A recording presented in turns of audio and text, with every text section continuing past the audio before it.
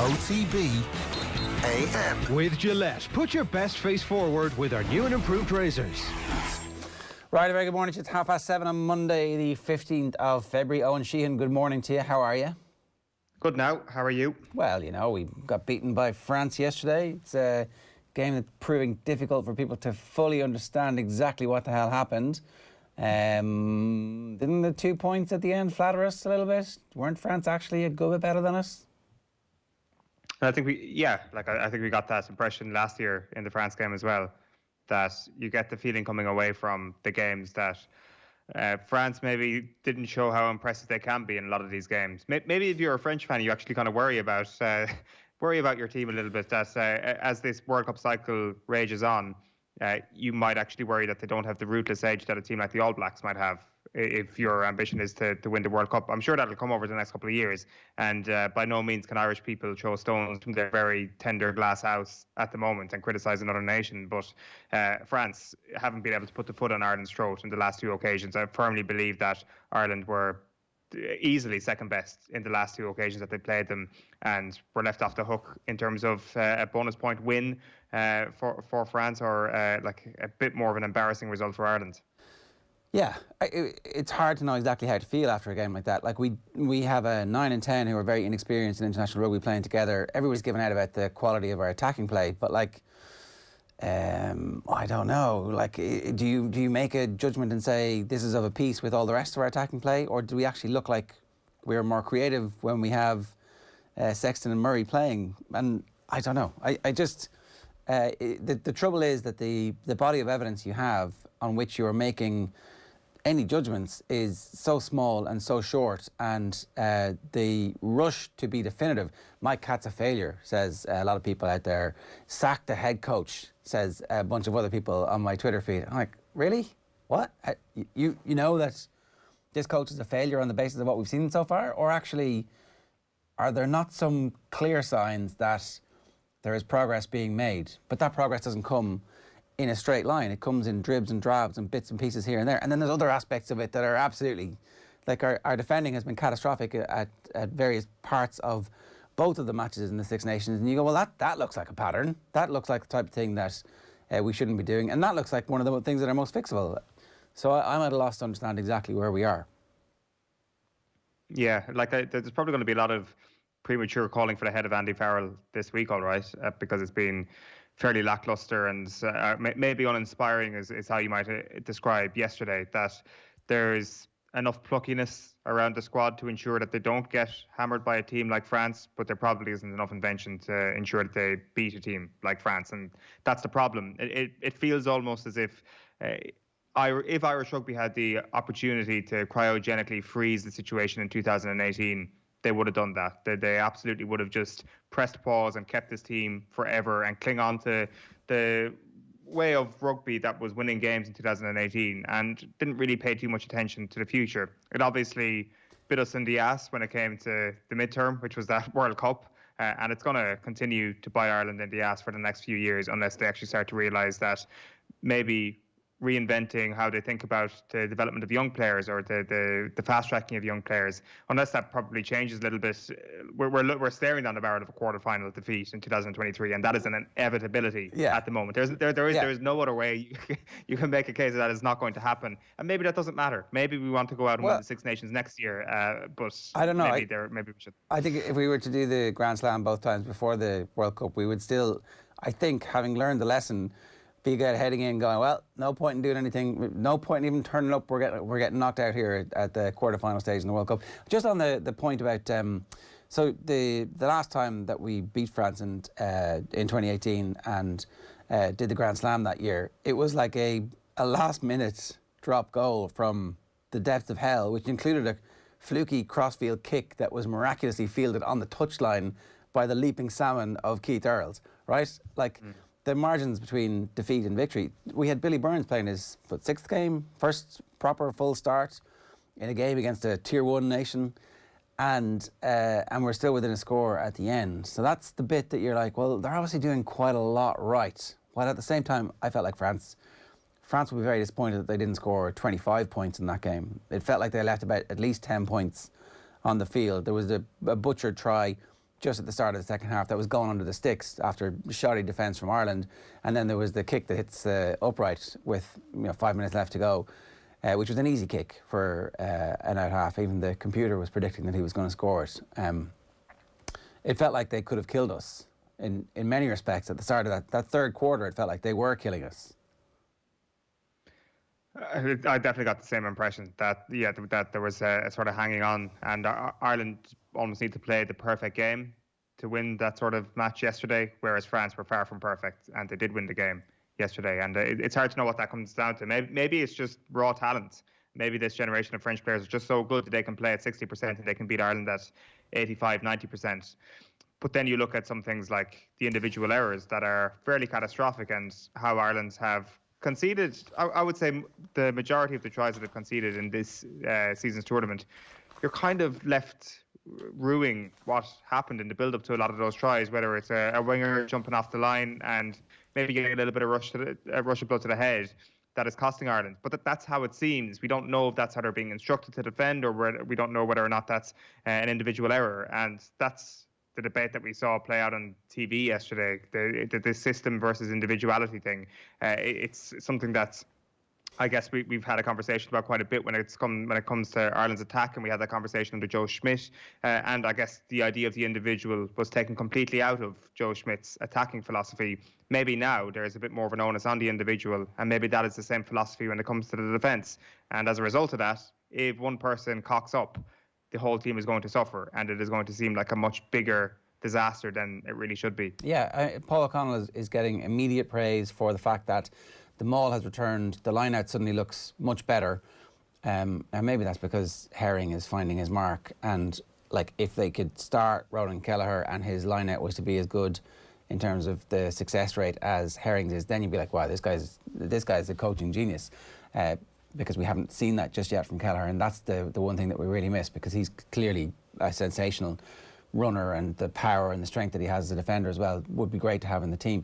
But we haven't heard anybody turn around and go, Easterby's defence has been incredibly successful so far. And maybe it just is the individual errors, and maybe the defensive structure is brilliant. And it was interesting to hear Eoin Redden say that, because obviously Eoin Redden has one of those giant rugby brains, and if he's saying that he thinks that the defensive sign is pretty good and it's sustainable, well then I'm interested in hearing that, because it hasn't looked like it has been totally sustainable. And Matt Williams' point about, well, you've got to build a defence for the team that you have as opposed to the team that you want to have, I understand that too. It's that's what Bill Belichick is always like. I ask what my team can do, I don't define ourselves by what we can't do. And if they can't defend the way they're supposed to under that system, then that system doesn't work for them. Is that really true though? Matt Williams, I would bow to Matt Williams' expertise every day of the week. At the same time, should there not be a view towards the team that you want to have? Like, do Ireland not want to have a team that is better than the team they are currently fielding? Is that not the whole part of coaching, to coach for a team that you want to have rather than the team that you have? Like, if you settle for the standards that you currently put out there, and those standards aren't coming within the top two of the Six Nations. So it's not standards, it's the personnel and their abilities. So essentially, this is a bit of a tangent here argument that we're going to get into, but essentially, can you ask players to do things they can't do, or can't be coached to do? And that was my takeaway from Matt Williams, is saying, you don't have the players to play like this, don't ask them to play like that, make them play a different way. That was how I took that. But anyway, I think the point is that it'd be great to get somebody to do a proper analysis of Ireland's defence and go, is this structural or is this individual? Because if it's individual, well, then you need to start dropping the players who are making the mistakes, or they get coached not to make those mistakes, and then you see progress. But we haven't seen progress in those two games. And again, if we're saying that there is progress from O'Connell, but Easterby's not being held to that, and then look, maybe that's the whole point about my cat. Maybe my cat needs to be held to a higher level as well. I suspect it's more difficult to get your attack going when all of a sudden the main two players who dictate the speed at which and the methodology with which you will attack the 9 and 10 are ripped from you in the middle of the week. But they need to be planning 100% for life without the two of them, and that is where Italy comes into play. Yeah. So who do you want to start 9 and 10 for Italy? I think Ross Byrne is going to start at 10 for Italy. I feel a fair degree of sympathy for Ross Byrne, that he is a guy who has worked unbelievably hard for the last few years to get himself into the top 3 out halves in Ireland. Billy Burns didn't play well enough to ensure that he starts the Italy game. This is the time when your mid-20s guy steps up and finally gets the 10 shirt to prove from the start what he can do. And things should fall into place for Ross Byrne to start against Italy. The feeling now is that the first choice team has been so predictable at this point that they need to go extra adventurous with their choices in those positions. And it feels that there's going to be a big movement towards Harry Byrne at 10 for the Italy game, which is obviously a massive moment for him if that proves to be the case. But I wouldn't be surprised whatsoever to see him brought in a little bit closer to the first team squad over the course of the next week and not give him the start. I can understand why people are very excited about seeing this kid come in, but I still think maybe the start of a Six Nations game is a little bit too soon. And do you just throw out the sort of work that someone like Ross Byrne has done to get himself into this position? I'm not sure you do, just because his younger brother is younger and looks possibly a more exciting and better player than he is. But maybe you do. Maybe you do throw everything out and just try something radical. OTB AM live in association with Gillette. Good morning. Start with Gillette giving you the confidence to tackle the day ahead. Here's what's coming up on the show between now and 10 a.m. this morning at 7:42. Alan Quinlan is standing by. We'll do the sports pages at 8:05. David Meyler is going to talk about the Premier League weekend. We'll hear from Brian Kerr at 8:35. Phil Egan's going to join us with a roundup of the day's sport at 8:45. We've got the pressure rankings at 8:55. The tight five from Neil at 9:05. And then Andy Dunne and Stephen McPhail coming your way at 9:35. We're about to be joined by Alan Quinlan. First, we want to bring you this. It's a quick clip of Andy Dunne talking about the match and Ireland's limitations in attack. It's a big worry when you watch an Irish side for 80 minutes who manage 3 offloads, for example, and are just so blunt, such a lack of cutting edge in attack.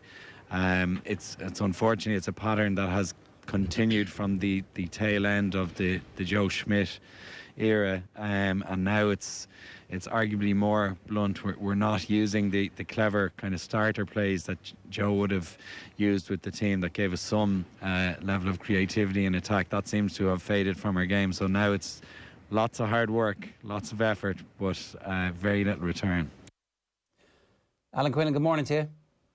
Morning, lads. How are you? Let's talk about the attack before we talk about the defence. What's wrong with our attack? Why are we so blunt? Well, we're underpowered as well. So the first point of contact and getting over the gain line is against a very powerful side yesterday, and we've got to put that in context here.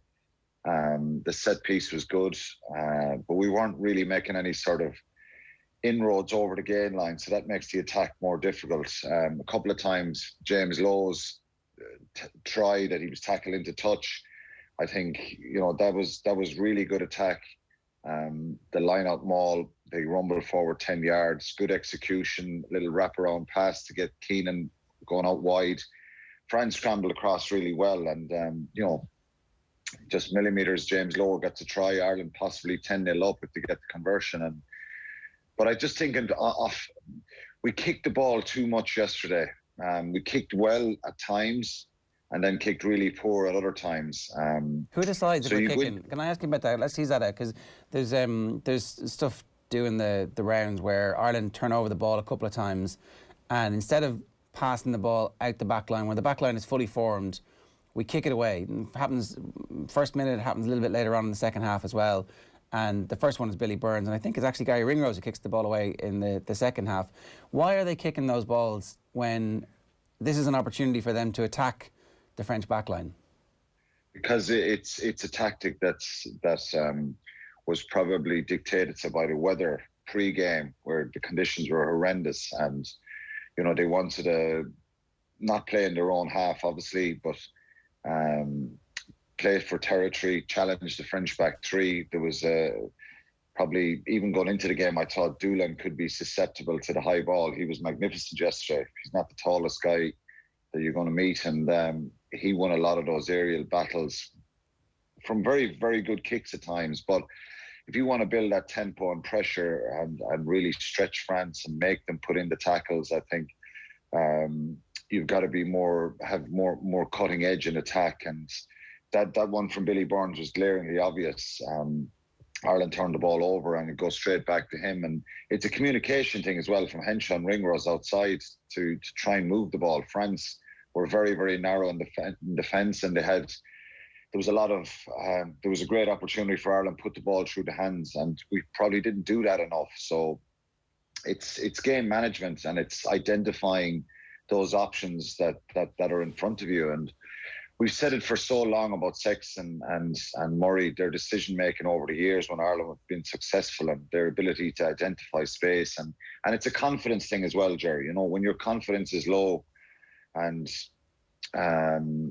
you know, after the loss last week, the injuries, probably the week they've had, they thought, and look, it could have worked. If Ireland won the game, you'd be saying it's a great tactic, but France, the scoreline flattered us a bit, to be fair, and the character they showed was brilliant, but they've got to be more ruthless in attack and with their decision making, and cut out the mistakes and look for those opportunities. When you're up high and you're doing commentary and you can see straight down the pitch from a high area, it's you can see that space and the opportunity to create that space is there for Ireland. So maybe it's a confidence thing, but it was pre-planned to kick the ball, but kicking the ball 47 times for me is way too much. Particularly, you know, when they were chasing the game, Ronan Kelleher's try gets him back into it, and the reaction is good. I think Ian Henderson and Keane Healy going off, there was just a feeling there. I had a feeling that it's just all going pear-shaped here, and we were let off the hook by France a couple of times in that 15-minute period after half-time. So you've got to learn quick, and in big games like this, the decision making and that cutting edge has to be a lot better. Does the decision making of the 10 improve with another 10 caps, or is that who are we seeing now who Billy Burns is? Because, you know, obviously last week the conversation was about the specific error. This week we've got a slightly bigger body of evidence to see. Not, again, he had to go off as well, so not a full game, not a full opportunity for him to show what he can do. But because I see other people saying that actually he ran the attack quite well, and, you know, he takes the ball slightly flatter than Ross Byrne does, for example, and so therefore probably is worth investing a little bit of time and energy and effort in to see if he can make it. I don't know. Yeah, I don't know myself, Ger. I think, look, James Ryan, Peter O'Mahony and Caelan Doris are a big loss. I think the depth there and the difference between, you know, even the impact off the bench, I think, you know, losing those kind of players, we don't have that strength and depth. Now, the players that come on are very good players, but it's just having that experience and ability to read the game and have those subtle touches from the forwards as well. You know, Doris for me is a massive loss because he can give you so much in attack. His footwork, his carrying ability is superb, and we still don't know enough about Billy Burns. Our set piece was good, so he got kind of good opportunities yesterday, but as I said, we kicked a lot. Our game plan was limited yesterday. And when we moved it wide, we were drifting across a lot in attack. So being underpowered doesn't help. You just kind of had the feeling a little bit that maybe Bundy Aki, that would have been a game that it would have suited Bundy Aki because of his extra power and his aggression as well. But it's frustrating. It's frustrating. But look, maybe that's as good as we can be against a very good French side yesterday. But I know they look back and it'll be frustrating because there were certainly times to put the ball through the hands. But it's difficult against France because, as I said, we didn't get over the gain line, Jerry. You know, we got smashed back. So that's the forwards, particularly around the fringes. That's the missing forwards would have helped us to get over the gain line, and then all of a sudden the attack opens up for the backs, and you can then judge whether or not the backs are. It's more fair to judge the backs. I guess we understand though that against the top teams, against South Africa, potentially against Australia, New Zealand, certainly against England, and now against France, that we will be on the back foot a little bit. So we're looking for a back line that are going to be able to deal with that, and whether or not Billy Burns is right, I still think the jury has to be out on that one. But what about Mike Catt? Because a lot of people are singling him out. Is he telling Billy Burns to kick the ball, or the out half or the scrum half to kick the ball 48 times? Is that his design, or did they do that because yesterday We were in a yellow weather warning with gale force winds gusting 60 to 70 miles an hour predicted before the game. The conditions were actually much better for the game than we had anticipated they would be when we woke up. But was that pre-programmed? And who is responsible for that? And what is Mike Catt's role in this? I think it's a mixture of all the coaches, really. I think, but he's probably the one that makes that final decision. And it's something that, you know, it's glaringly obvious. There was times, but I think it's easier to look back. And when I'm talking about good decision making, good players who can read the game and read and get a feel for the situation is what makes good teams and defines good teams. You know, look at their attack when they ran at us there, particularly for the first try. There's 3 or 4 offloads in that attack. We don't seem to be able to do that. You know, Porter's carrying the ball, Burns, Stander, Henderson. They're hitting a brick wall. You know, they're hitting brick walls, and we're not able to, you know, get over that gain line with the initial point of contact. So it's pointless trying to attack and put width in the ball when there's a load of French players out the back line. And credit to Sean Edwards, what he's done with that French side, because they look so organised in defence. They got off the line way quicker than we did. And I know you were talking about defence before I came on. Our defensive line speed was pretty passive at times yesterday. And we slipped off a lot of tackles. So, you know, they scrambled brilliantly to get back. But, you know, kicking the ball 47 times is down to the backs coach and, you know, what you're doing with the ball. So he's got to take responsibility for that. And I'm sure the coaches would have kind of put their hands over their face a couple of times when we kicked at different stages when the ball should have been put through the hands. And, you know, I always think of England 2 years ago when they beat France convincingly in Twickenham. They kicked it 47 or 8 times in that game, but they scored 6 tries. The kicking was tactically very, very good, and they were on the front foot and they were dominating up front. So we weren't dominating that French pack. We did a lot of brilliant things, and, you know, stealing those 3 lineouts stopped a lot of French momentum in that first half yesterday. But we just didn't have that killer punch to if you're ahead, Ger, and you're winning the game and Ireland are 10-0 up, well, then you can kind of kick more, and every kick is a good kick, if you like, and you don't have to force it, and you can let the opposition have the ball a bit and stay compact in defence. And it's just that game management and that bit of control that we didn't have yesterday. But look, like I say, it's hard to be overcritical, because it's not as if 5 different players should have played yesterday. It was a terrible week for them with the injuries and the players that have been out, and maybe they were undercooked as regards running a backline last week with the uncertainty around Sexton, and they went back to the more obvious and simpler tactic was to kick the ball a lot. It does feel very Groundhog Day, though, Alan, this idea that we're sitting here talking after an Ireland defeat, and Ireland have kicked the ball too much, and Ireland haven't been able to handle the opposition's line speed. These are conversations that we've had many times before. Yeah, they are, but, you know, you're playing against a very good side on as well. Willems said Bernard Leroux, Aldrich caused us a lot of problems, and you know, yards were hard to get yesterday, particularly in those tight exchanges. And, you know, passing the ball to Robbie Henshaw and just getting him to try and punch up through the midfield all the time is fine. But, you know, it's just, you're lacking X-factor players who can bring stepping ability and a real physical power that caused the opposition serious problems. So we haven't the biggest players in the world to do that. And that was an issue as well. So France are very, very physical side, and that's where Ireland struggled yesterday, is getting over the gain line. And there was a period there, that period in the first half, 20-25 minutes, Ireland were really superb. And then the hammer blow of the try, and you guys making really, really poor decisions defensively. Gibson Park did for the first try, and James Lowe slipped off Doolan for the second try.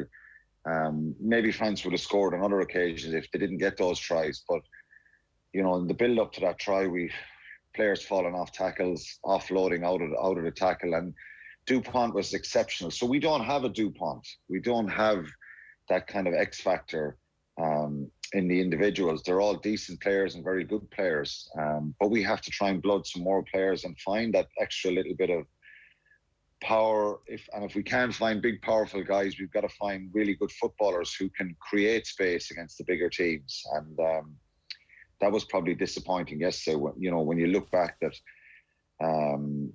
just not creating those opportunities or developing those chances that you felt were there for the taking against a very good side as well. But Sean Edwards just snuffed Ireland out. Well, that's a perfect time to bring this up, because let's talk about the Ireland defence, right?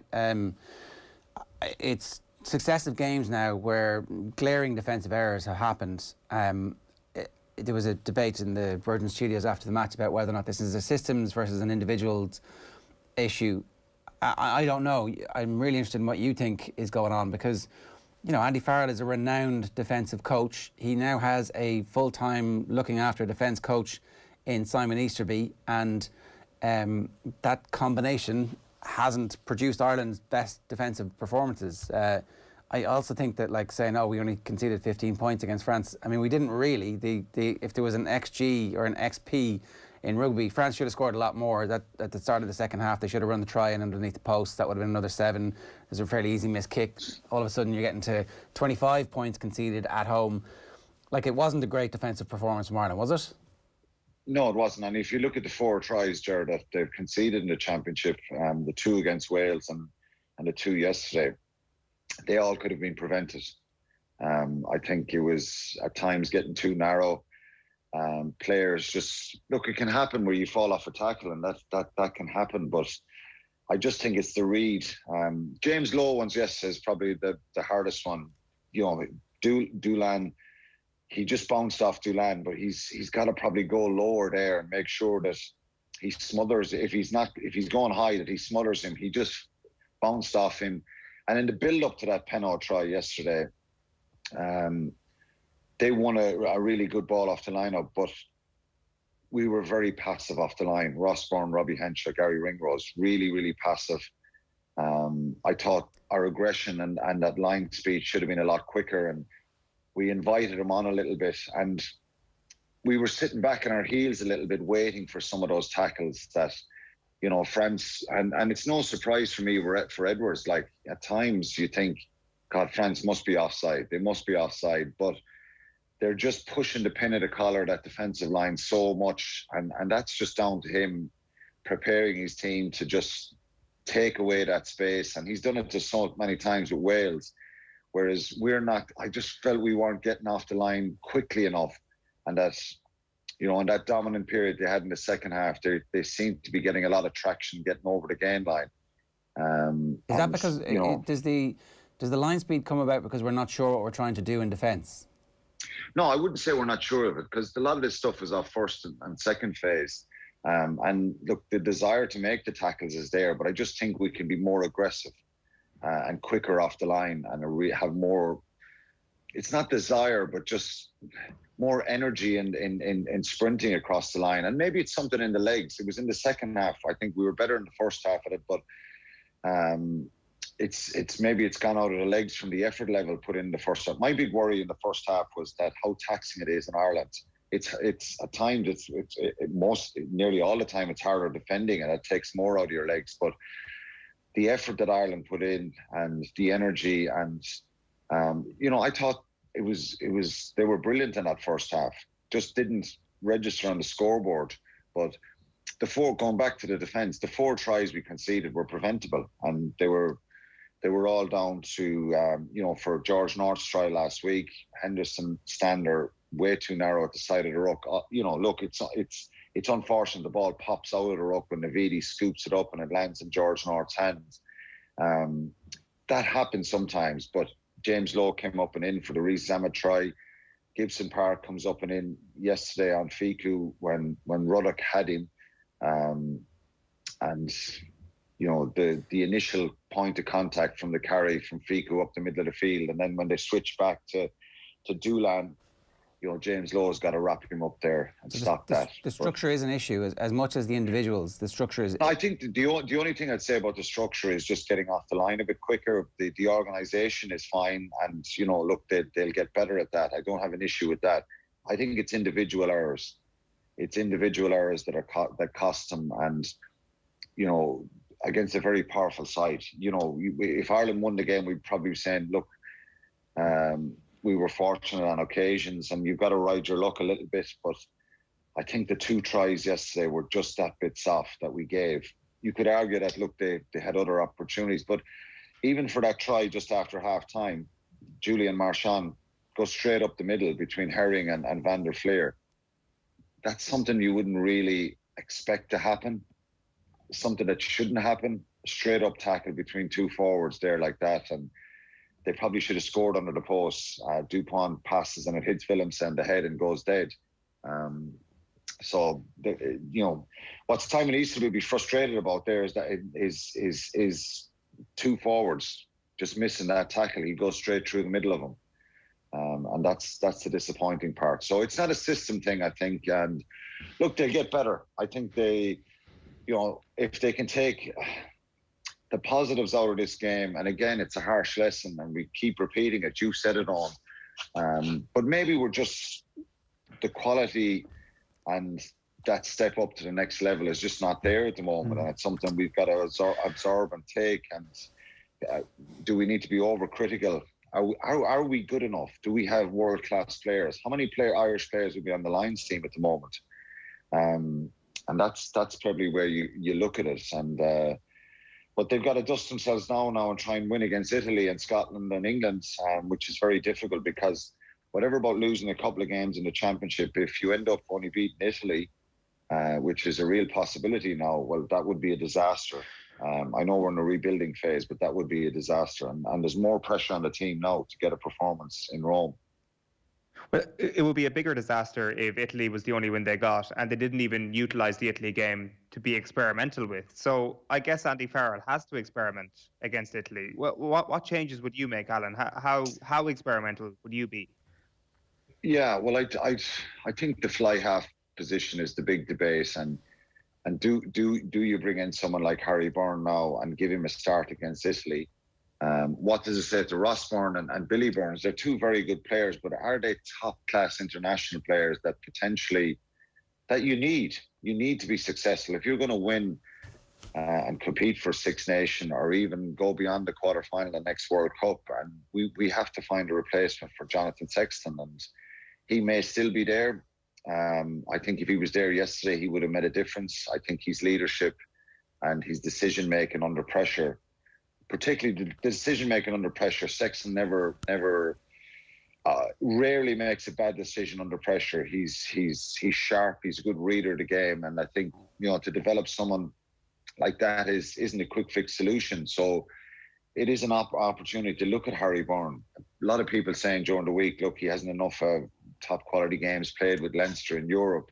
But some players end up playing for their countries before they play a lot of games for their club side. And James Ryan, Brian O'Driscoll. Yeah, James Ryan. Yeah, Larmour as well probably played more for Ireland than he did for Leinster.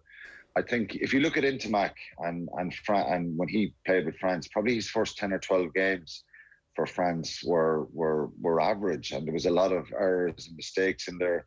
His attacking flair was there, but can I ask a question on this? He went to another level. There was broad celebration, I think, when Crowley decided not to answer Ronan O'Gara's call to come and join him in France, from Munster fans, and I guess by extension Ireland fans going, well, geez, that means at least we might get to see him play for Ireland over the next while. But maybe the right thing for us to do is to send those kids away for a year or two to play a lot of rugby in the top 14 or in the whatever Premiership it's called these days, and get some time. Because how much rugby realistically will Crowley play for Munster over the next while if Ben Healy has to get some game time, if JJ Hanrahan has to get some game time, and if maybe the future Ireland number 10 actually comes back from the injury that we've been waiting for him to come back in Joey Carberry. He's third or fourth choice or maybe second choice at Munster over the next while. What's wrong with sending him away for a year or two? Nothing really. I think it's something that again was spoken about a bit during the week, and it's come up for debate that maybe it's something Ireland need to look at now and the provinces need to look at. But the provinces don't want to lose the players, and Jake Flannery's another one in Munster who's a very talented player as well. So suddenly Munster have Ben Healy, Jake Crowley, and Jack Crowley and Jake Flannery, 3 very promising young players, and getting game time from all is difficult. You know, does 1 or 2 of them go to Connacht? What will Jack Carty say about that? You know, it's difficult. But if you can get him game time wherever, whether it be going out on loan for a bit or going for a short period of time, I think that would be beneficial. The more of these guys we see playing and getting exposed to a higher level of rugby, the better.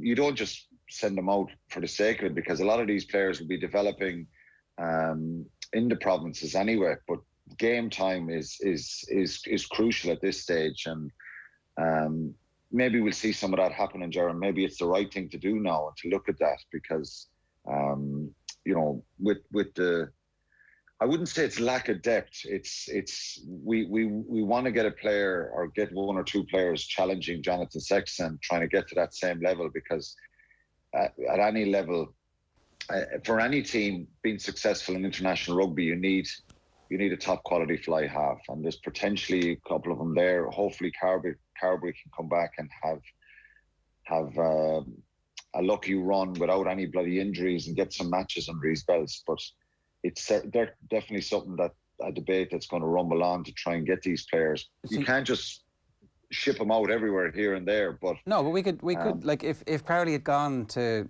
play under Rog for a couple of seasons. Would he played in La Rochelle? Would Roger played him in the top 14? Do you know what I mean? Or would he been sitting in the background? That's the question you have to ask. They have a couple of fly halves there who, so it doesn't always work out perfectly. You know, you'd be probably better off these guys going playing in the championship in the UK or something like that, than maybe going to the top 14 in France, unless they're going to start and they're going to play a number of games. Isn't that what the IRFU should be doing with those players then? Wouldn't that be a good thing for David Nusafora to be sorting out, as opposed to just moving players within the provinces who are on the fringes of the Ireland squad, that next generation, actually, that logjam doesn't exist, and so that, you know, they're still contracted to us, but somebody in England is picking up the vast majority of their wages, and probably they're earning a bit more. Yeah, for sure. But I'm sure if David Nusafora goes to Munster and say, well, Jake Flannery and Jack Crowley need to go somewhere in England, I'm sure Eoin Van Brand might be best pleased by that. So all the different coaches themselves in the provinces, and they'll want to keep that depth. If they've got an injury or two, then at fly half, you know, Sod's law would dictate it. You know, they're undercooked in that position, so they want to keep as much depth there. And but it's something that needs to be looked at for sure. Okay, well, we're 2.5 years, 2 years, half years out from a World Cup, and if we could get 3 or 4 of these guys playing matches and you know, stepping up a level and showing their potential, that would be great. Yeah, 100%. Alan, good stuff. Thanks a million. Cheers. Cheers, lads. Thanks. 8 minutes past 8 this morning. Alan Quinlan there. More Six Nations coming your way a little bit later on. We'll talk with Neil Tracy on the Type 5 at 9 o'clock. We'll bring you the full chat with Andy Dunne at 9:30. If you've missed any of it live, you can check them out on our YouTube channel or on the OTB Podcast Network. Up next, talking football with David Meyler. OTB AM. This is OTB Sports Radio. Off the ball. For people to look at Roy Keane and say they're not going to take him because of what he might say as a pundit is ludicrous. It's ridiculous. How are you not going to have a player like that, a manager like that who's had the career he's had, and not try and tap into that to help your team? They're missing a trick. All of them who's not taking them, missing a trick. Off the ball. Weeknights from 7 and weekends from 1. This is OTB Sports Radio. Live 24/7 on the OTB Sports app. Check out the Boyle Sports app today for details on which football match is getting the no-lose treatment this week. Plus, study the form with our Racing Post Spotlight before watching the action with free live streaming on all UK and Irish horse races. See the Boyle Sports app for full T's and C's. Boyle Sports. This is betting. Gamble responsibly. See gamblingcare.ie. 18+. Calling all builders, joiners, plasterers and dryliners. Need advice on the right materials for the job? Consider it done. You need them on site and in your hand. Consider it done. You want access to over 10,000 products from the leading construction brands without having to start up the van. Consider it done. There's another way of doing things. E-Tag. We talk with you to solve your problem and deliver what you need directly onto site. No second guessing, no seconds wasted. Click etag.ie. OTB AM. With Gillette, put your best face forward with our new and improved razors. Having been in the school, and I know Cullum, he's talking with his principal hat on here as well. But me coaching young minors, lads that won an under-16 championship in Galway, and we're going into a minor season now. We were never so blessed and so delighted that we got through a season last year where we went through all the protocols. We had our COVID officers. We all did the basics. We all filled out our return to plays every single training session. We all checked temperatures. We all did the things. And it was unbelievable to think that we did get back and play from the start, the 20th of June to finishing a Galway under-16 championship around the second week in September. Teenagers have no voice regarding COVID, and it's just so frustrating that for them as a 12, 13, 14, 15, 16, 17, 18-year-old that they can't get back to their clubs at the moment, or when they will get back to their clubs. No, it's just a huge escape for them. It's the banter. It's the running to take the balls out of the bag. I don't know what is the impact, or is there any studies done on. We shouldn't rush back into opening up the whole country, but we definitely need to look at when the juvenile clubs can get back training. That's so vital for every parish, no matter how big the club is, how small the club is, for those teenagers of the parish to get back and be mingling on the pitch safely under COVID guidelines to have some sort of crack, because there's no crack at the moment as a 14, 15, 16, 17-year-old. And when you take away the gap from these kids, I mean, O'Rourke says, in general, we try to get young people away from being hooked on their devices. But now this is a necessity. The school it's beamed into their homes. We need to switch off time, and organised collecting training provides that. He's so true, because in my house I have a 15 and 16-year-old. There's only so much Xbox they can play. They're actually getting bored with the Xbox now, even though they're playing Division 1 FIFA level. They've gone back to Fortnite now at 15 and 16, which is a huge thing, because I thought they were gone from that. But you say, teenagers, they'll be grand. Put them outside. Get outside. Go outside and kick ball. Go outside. It's freezing cold. It's raining. The grass is soaking wet. You're freezing. Your hands are free. So there's just two sides to this story. I can see where he's coming from. We shouldn't rush back into it either. We shouldn't be worrying about inter-county stuff. We should be worrying about the teenagers and those clubs around the country that could do so much by having 1 or 2 training sessions around the country when it's safe to do so. Hector Hiock on there on the Sunday pay-per-view at Martrasny Kelly, and Shane Hannon on yesterday's OTB. Full chat as well, worth checking out. You can subscribe to that podcast wherever you get your pods. Very quickly, going to run you through the sports pages here. We'll have David Meyler in just a moment. The player ratings: Ireland loses a kicking battle against France. That's from yesterday's match, obviously. Reaction: Ireland lose to France to all but finish Six Nations hopes. It's a hard watch at the moment. Andy Dunne talking about Ireland.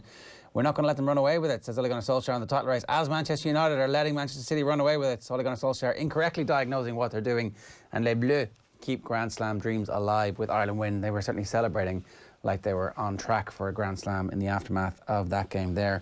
And that's the general theme of the papers. It's the tries being scored. Aubameyang, obviously, and his sharp shooting, which was live yesterday on Off the Ball with Nathan and Stephen McPhail. We'll bring you a bit of Stephen McPhail later on in the show as well.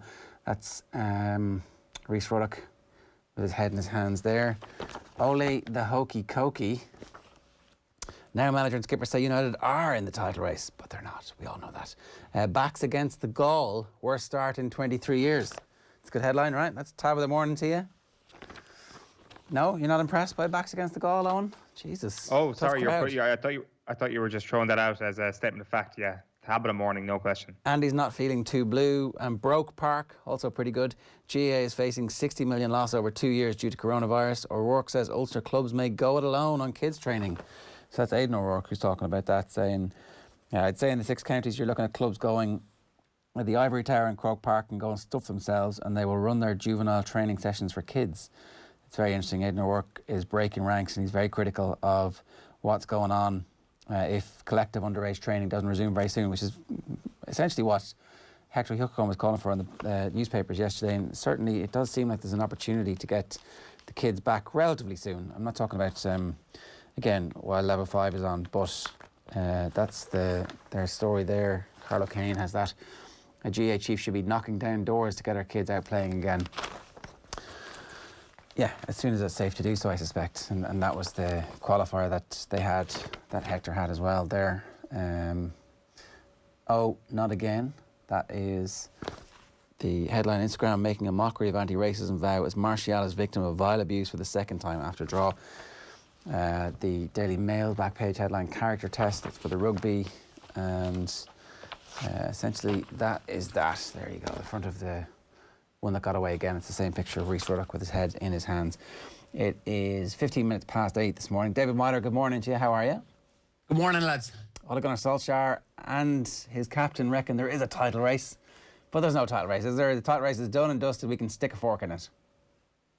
Yeah, I think it's fair to say that, City are just, they're miles ahead of everyone. The form they're in, what is that, 16 games they've won in a row. I know it's all competitions, but, they're just dismantling teams. Beat Liverpool last week 4-1, Tottenham 3-0. It's just, they're just going on. And, Liverpool are slipping up. United then, of course, draw with West Brom. It seems as if no one can catch them. You think like Leicester probably, after their result against Liverpool, might be the one to go and kick on. But look, if City win that game and hand their 10 points clear, it's fair to say I don't think anyone's catching them. I think it's the manner of the victories that they've started to piece together. There was a period in the middle of the run where they were scratching out a few 1-0s and we were like, oh, maybe they're not going to be able to score enough goals here. Something might happen.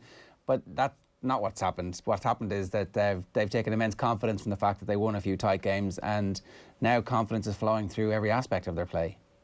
No, of course. But those victories are the ones that I would look at that are more impressive.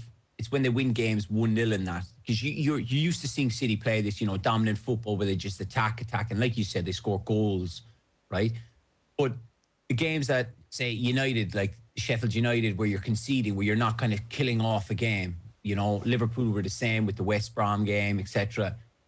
City were, keeping clean sheets and winning those games 1-0. You knew it was only a matter of time before they were able to create so many chances and they would start taking them. And you look at the form, Gundogan's in, he's been probably, the most informed midfielder in the world with the goals he scored. But that was the thing. Once they started getting those wins and kind of, momentum picks up, and of course, like you say, confidence starts building. They've just gone from, stride to stride, and they're unbelievable at the moment. And it's going to take some catching, or I don't know, do they blow up, which I highly doubt. I think it's more a battle now for the other teams to who finishes second, third, and fourth. Just on Gundogan, it's been a joy to watch him all season, David. He's been absolutely amazing, and it's even more of a good story given the fact that, I guess, he maybe struggled post-injury. He was out for 276 days with that ACL injury. Like, that is the sort of thing that can derail a man's career. And to see a 30-year-old playing the best football of his career at this stage, it's a really good story around Manchester City, which we often have quite a cold relationship with as a club. No, definitely. It's kind of one of those clubs, I suppose, that's, unless you've been a Manchester City fan for a long time, they're kind of, we associate anyone that kind of started supporting them once, Sheikh Mansour came in and pumped the money and they became successful. But when you talk on Gundogan, I think he's one of those players that if you looked at him, he's probably played the same way for the last 8-9 years. Certainly this time with Dortmund, and then when he came to City, of course, look, he's had multiple knee injuries. I believe he's had 2 cruciates. So, like, you're right in saying that could derail him. But I think the big thing now is he's scoring a lot more goals. I imagine his performances haven't overly changed. And then when Kevin De Bruyne is playing, he will grab most of the headlines with his range of passing and the assists he's having. It's just without him, Gundogan has really stepped to the front and kind of like said, right, I'm going to carry this team.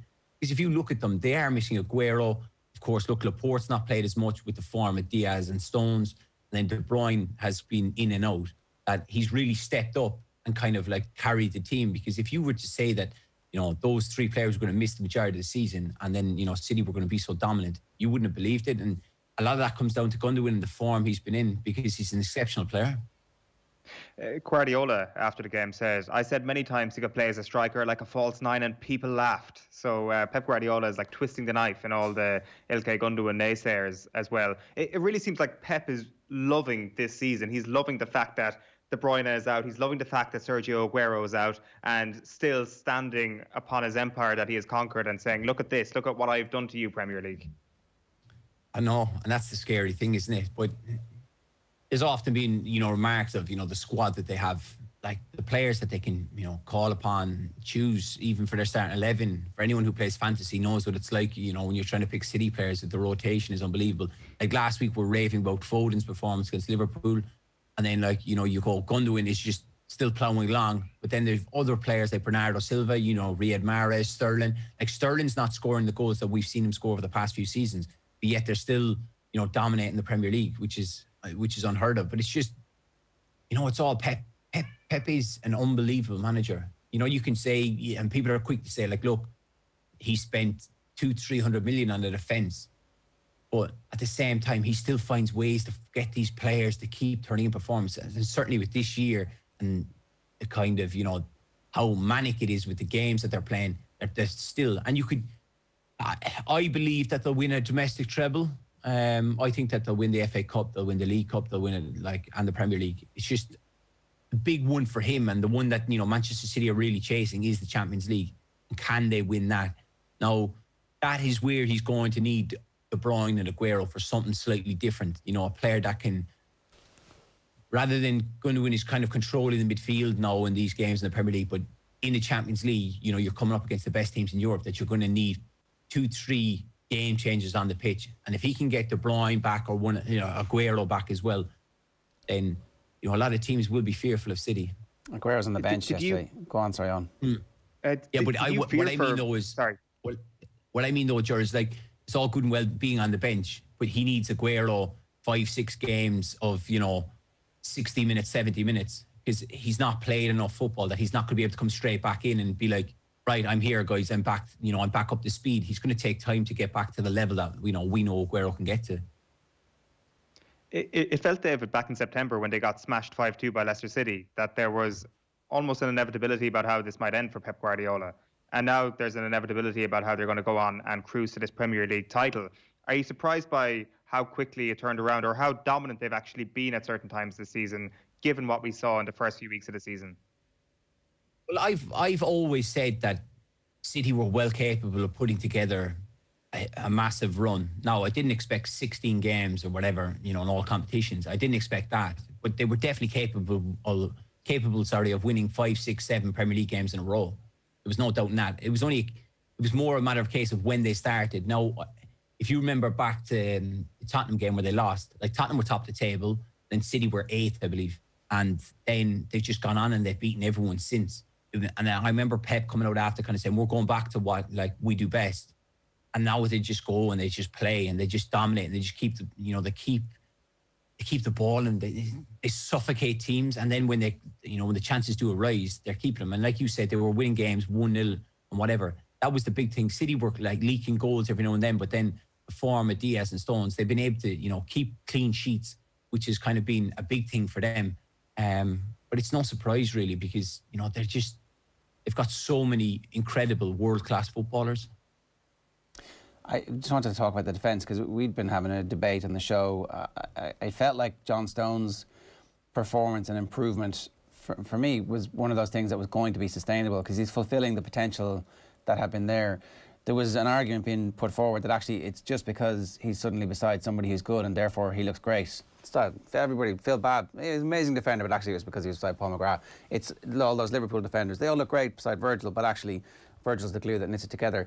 It turns out John Stones is a good footballer, and actually he is having that moment in his life now where he is, independently of Ruben Diaz, a really good footballer. Laporte played again yesterday, and suddenly they have strength and depth at centre-back where we thought there was just weakness in the past. No, definitely. And that's a big... You've got to give your plaudits to John Stones, because, like you said, he is a very good ball-playing defender. There was always questions on his 1v1 defending. That goes back to his Everton days, even when he went to City, where he won't have to defend as much. But certainly he's gone through a tough time probably in the last 12 months. But somehow he's come through it. He's dusted himself down. And like you said, he comes back and he slots in alongside Ruben Diaz, and they just look incredible together. You just think any game that they play in, they're solid, they're confident, they're not going to concede chances, they're not going to concede goals. And then, like you said, the strength and depth. To think, as Liverpool fans, we're always looking now, obviously, look, they've had the centre-half crisis. The importance of Virgil. It's kind of like, even if Fabinho, Henderson, back or one of those was playing alongside Virgil, you'd feel a lot more confident. And certainly anyone watching City would have been the same with Laporte. Laporte was as important, to Manchester City as Van Dijk was to Liverpool. But then he's out. And then, of course, look, they spend 60 million on Diaz. He comes in. Still a lot of question marks over him being a young lad. But, he looks like a Rolls-Royce defender. He almost is better than Laporte. And then he's taken them on leaps and bounds where you automatically would think, Laporte and Diaz would be their 1 and 2. But now Stones has come in and, struck this partnership. You imagine Pep Guardiola's laughing because he's thinking, I've got all these centre-halves now to choose from who are all in flying form. We're not conceding chances and we look solid. I'm almost envious and jealous. David, let's talk about Saturday afternoon, Leicester City's comeback win against Liverpool. And that's what it was. It was a comeback win for Leicester City. They were brilliant in turning the game around. But what did Liverpool do wrong, first of all, to allow this to happen? I think whenever you play Leicester, you've got to know what Leicester have a game plan. They're very organised. You know what I mean? When you've got someone like Jamie Vardy who can play on the shoulder, he's so direct in his running. He's very clever that you've got to know that if we don't see this game off, then Leicester are going to create chances. That's only inevitable. In any game you watch, the opposition you play, whether they're bottom of the table or top of the table, they're going to get chances. And that was the thing with Liverpool. I just find at the moment, there was a big thing about Thiago, right? You can kind of talk about him, but Liverpool are averaging 65 passes in the final third, more than they have in the last few seasons. So that means they're obviously trying to kind of sustain attacks and keep, kind of suffocate teams the way City do. But I don't think it suits Liverpool. Liverpool were used to high speed and momentum where they're just down the sides and they're just, Salah and Mane are 100 mile an hour. I think they're slowing it down a bit too much and they're almost leaving teams get set up, with their banks of 4 and making it very difficult. And Liverpool are kind of knocking on the door, but there's kind of no solution. Up to the 68th minute, Liverpool dominated that game. They looked comfortable. Yes, there was the early chance early on for Vardy where, they got in. That's going to happen. Certainly when you play against a team with a striker like that. Liverpool aren't killing games off, getting that kind of 2-goal cushion.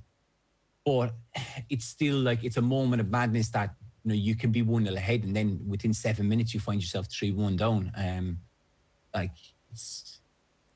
They've got to find a way to get rid of these mistakes because they've cost them massively in the last 2 games. And like Jurgen's come out and said after, the title is gone for Liverpool, and it's unfortunate. Just on that and what actually happened in the space of that 7 minutes, and I think it probably happened before that, is the tactical switch that Brendan Rodgers makes, goes from his 4-3-1 to a diamond in midfield. Why did that kill Liverpool? Why did that have such a big effect on him? The error, the major glaring error notwithstanding. It's a difficult one to put your finger on, but I've watched it. I've watched the kind of highlights of it back, the game, kind of short snippets. Obviously, I watched the game live, but then I've watched it back. There is a massive thing with Thiago.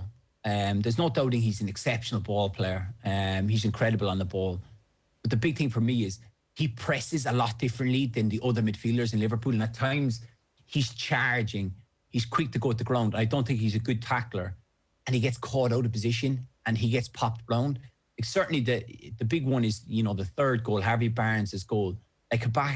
Back and Thiago are there next to Barnes, but he kind of just drifts into his space and he's not aware and he kind of just steps forward.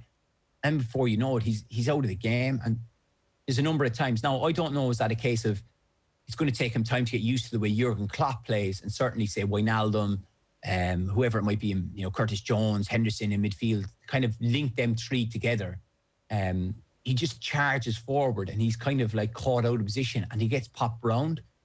But I think when he's come from Bayern, where he did play as that defensive midfielder, they press differently in Liverpool, albeit that both teams pressed, very high.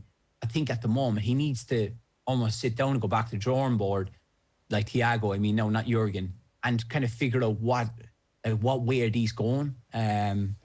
Because at times he's vacating a lot of space where Leicester were able to get out, and certainly with a diamond, the deep line playmaker needs to be in and around. Of course, look, they've changed between Wijnaldum and Thiago, but at the moment, Thiago's not clicking. It's only when they're in possession he looks good and he can get on it and he can create and he's an exceptional passer. But my question mark over him is defensively. That was Kenny Cunningham's issue, wasn't it? Essentially, and he got absolutely slaughtered at the time for bringing it up. People like finding pictures of Kenny making bad tackles, and if you go back and look at our tweets around the time, that's what all the answers are. For me, there's a little bit of Juan Sebastian Veron joining Manchester United, where you have this really perfect system, and then you try and change it, and it's the player's job who you're bringing in to change it, as opposed to everybody else. I'm just not sure.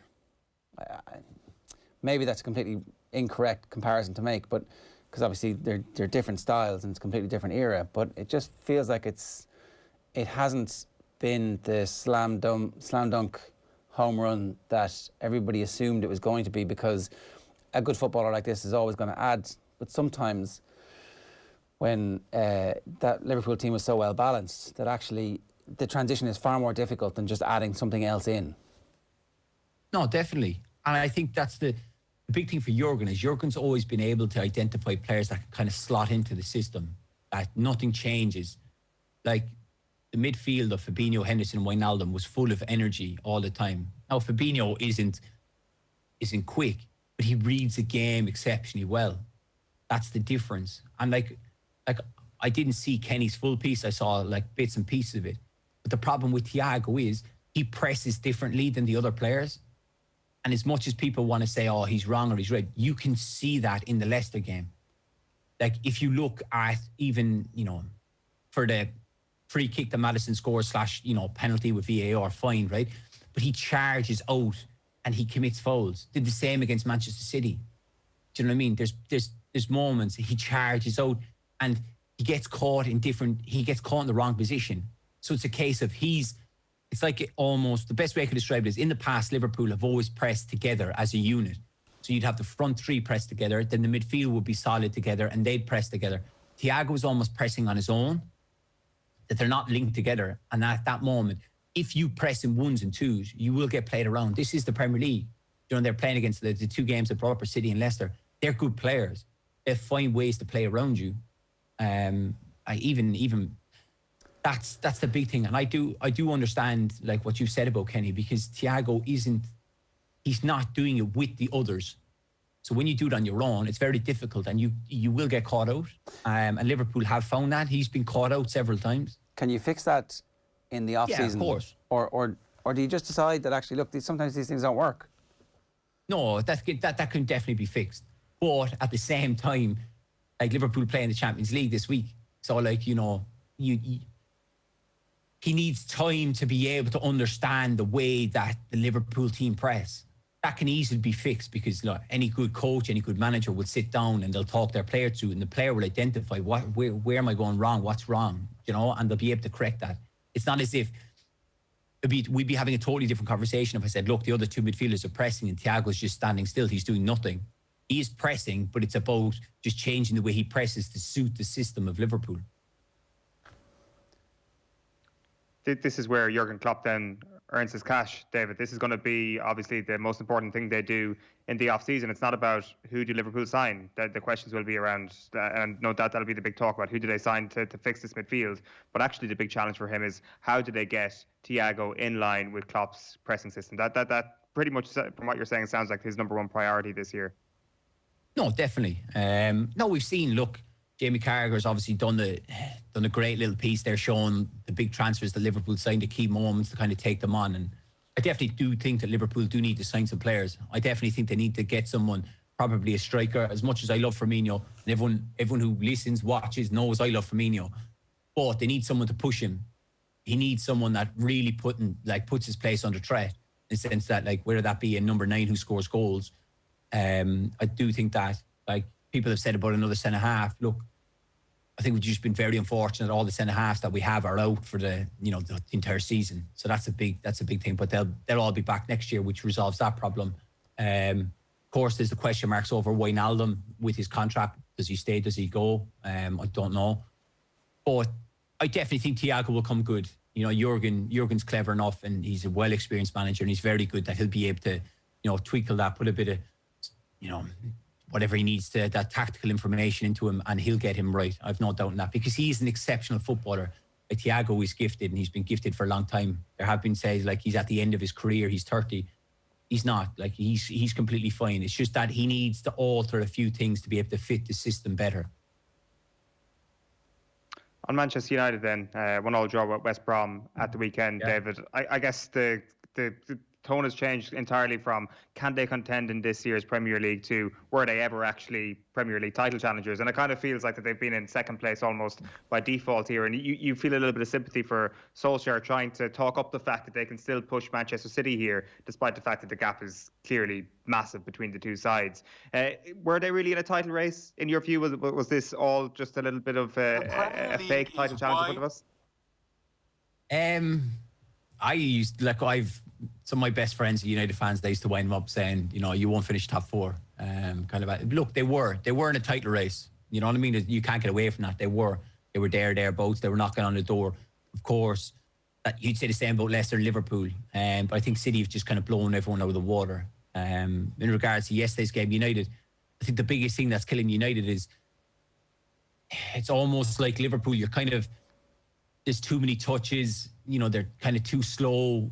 Certainly against a team in the front line, against a team like West Brom, that you can't afford teams, certainly Big Sam teams, time to get organised, be solid and be compact, because you're going to struggle to break them down.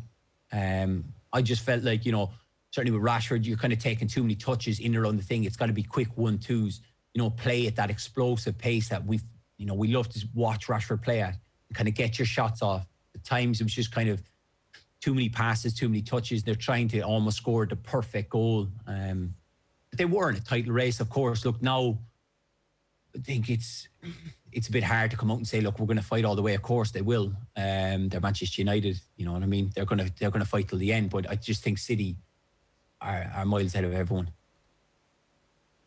Just one last thing I wanted to ask you about, David. Just some reports over the last day or two about Robbie Brady and his future at Burnley. Obviously, his contract is up at the end of the season, and he's reportedly a transfer target for Celtic on a pre-contract deal. This be a good move for Robbie Brady?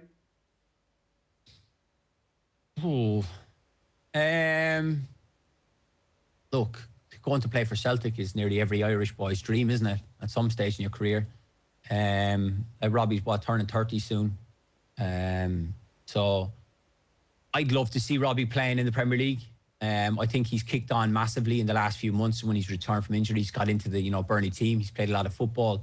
Of course, then there's all these different factors of years on the contract, wages.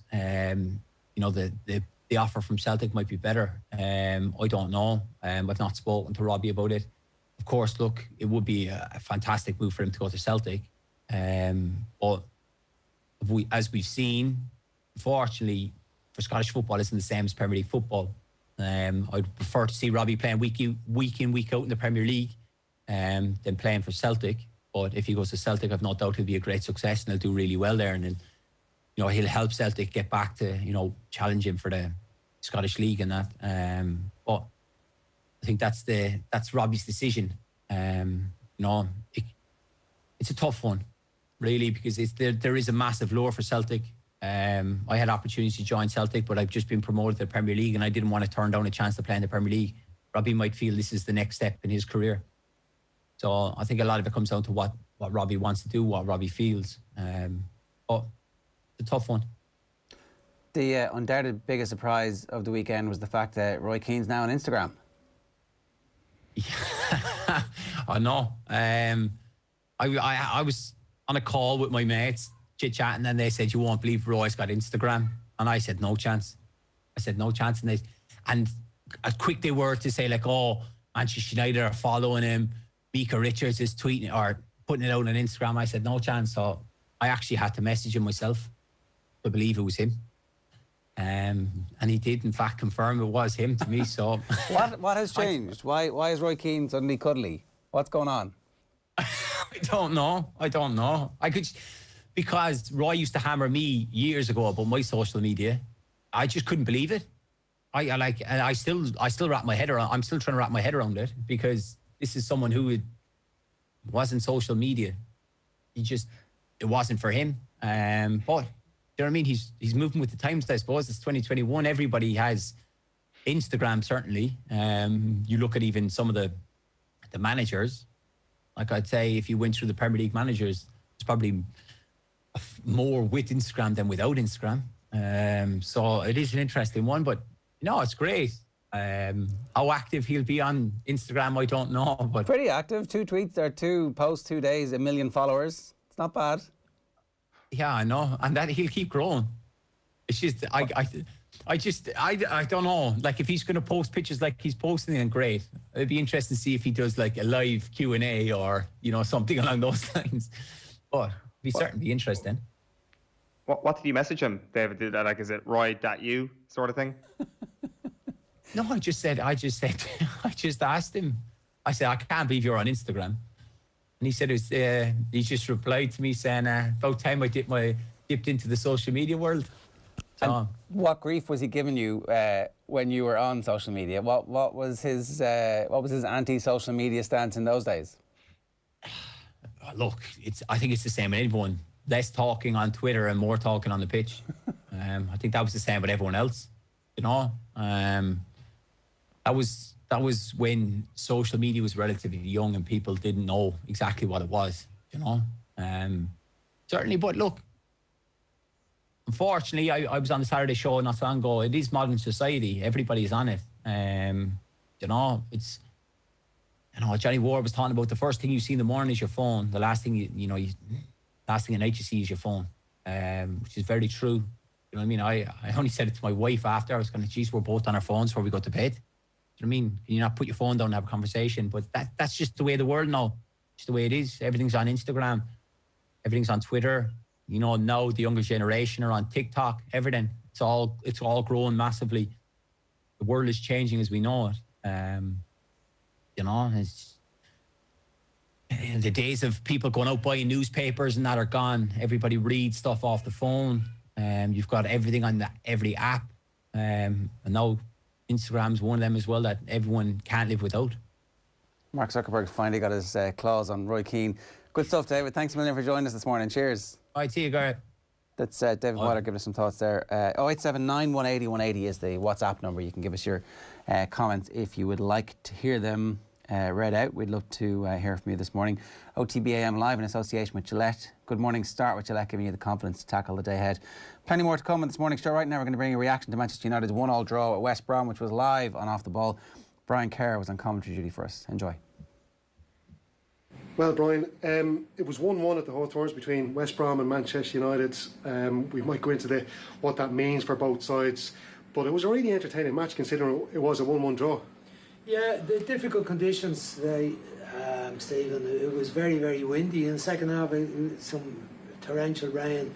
I think the conditions did affect the match. Manchester United aren't as fluid as you would expect them to be. West Brom dug in, obviously helped by that early goal, and a good goal it was. Good ball in from Gallagher, good header by Dagny, and they gave Manchester United plenty of trouble right through the game.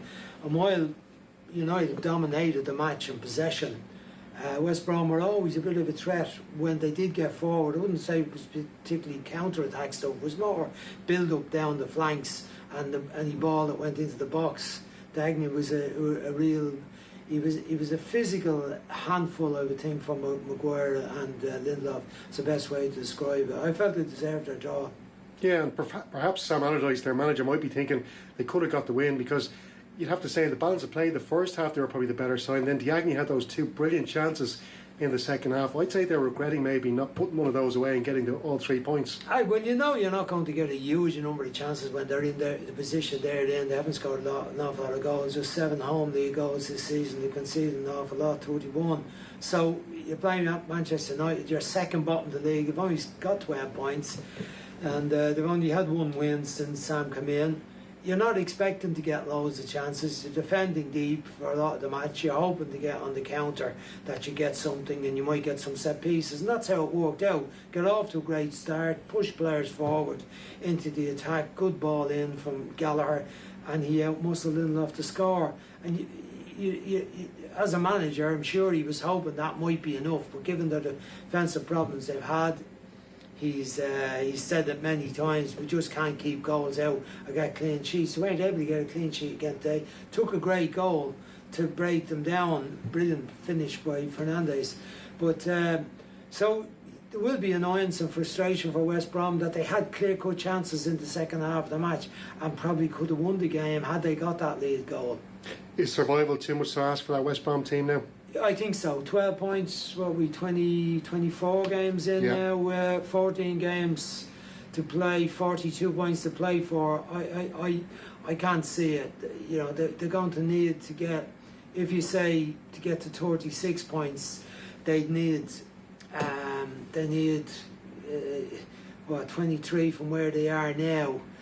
I think it's going to be very difficult for them to do anything like that. But look, they showed resilience today, good organisation, and a bit of a threat when they did get forward. So there's a little bit of hope there, but I just think they're too far off. I mean, the fourth bottom team is Newcastle. They're 9 points behind Newcastle after today's game. After their game today, West Brom's game, and Burnley are in very good form, Brighton are in good form. I think the likes of Palace are too far ahead. They're on 29 points already.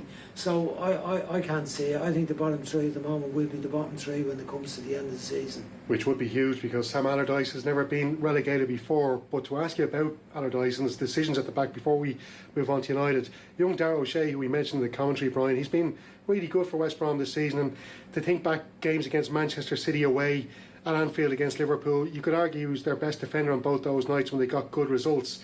But he now seems to be kind of cast aside by Sam Allardyce.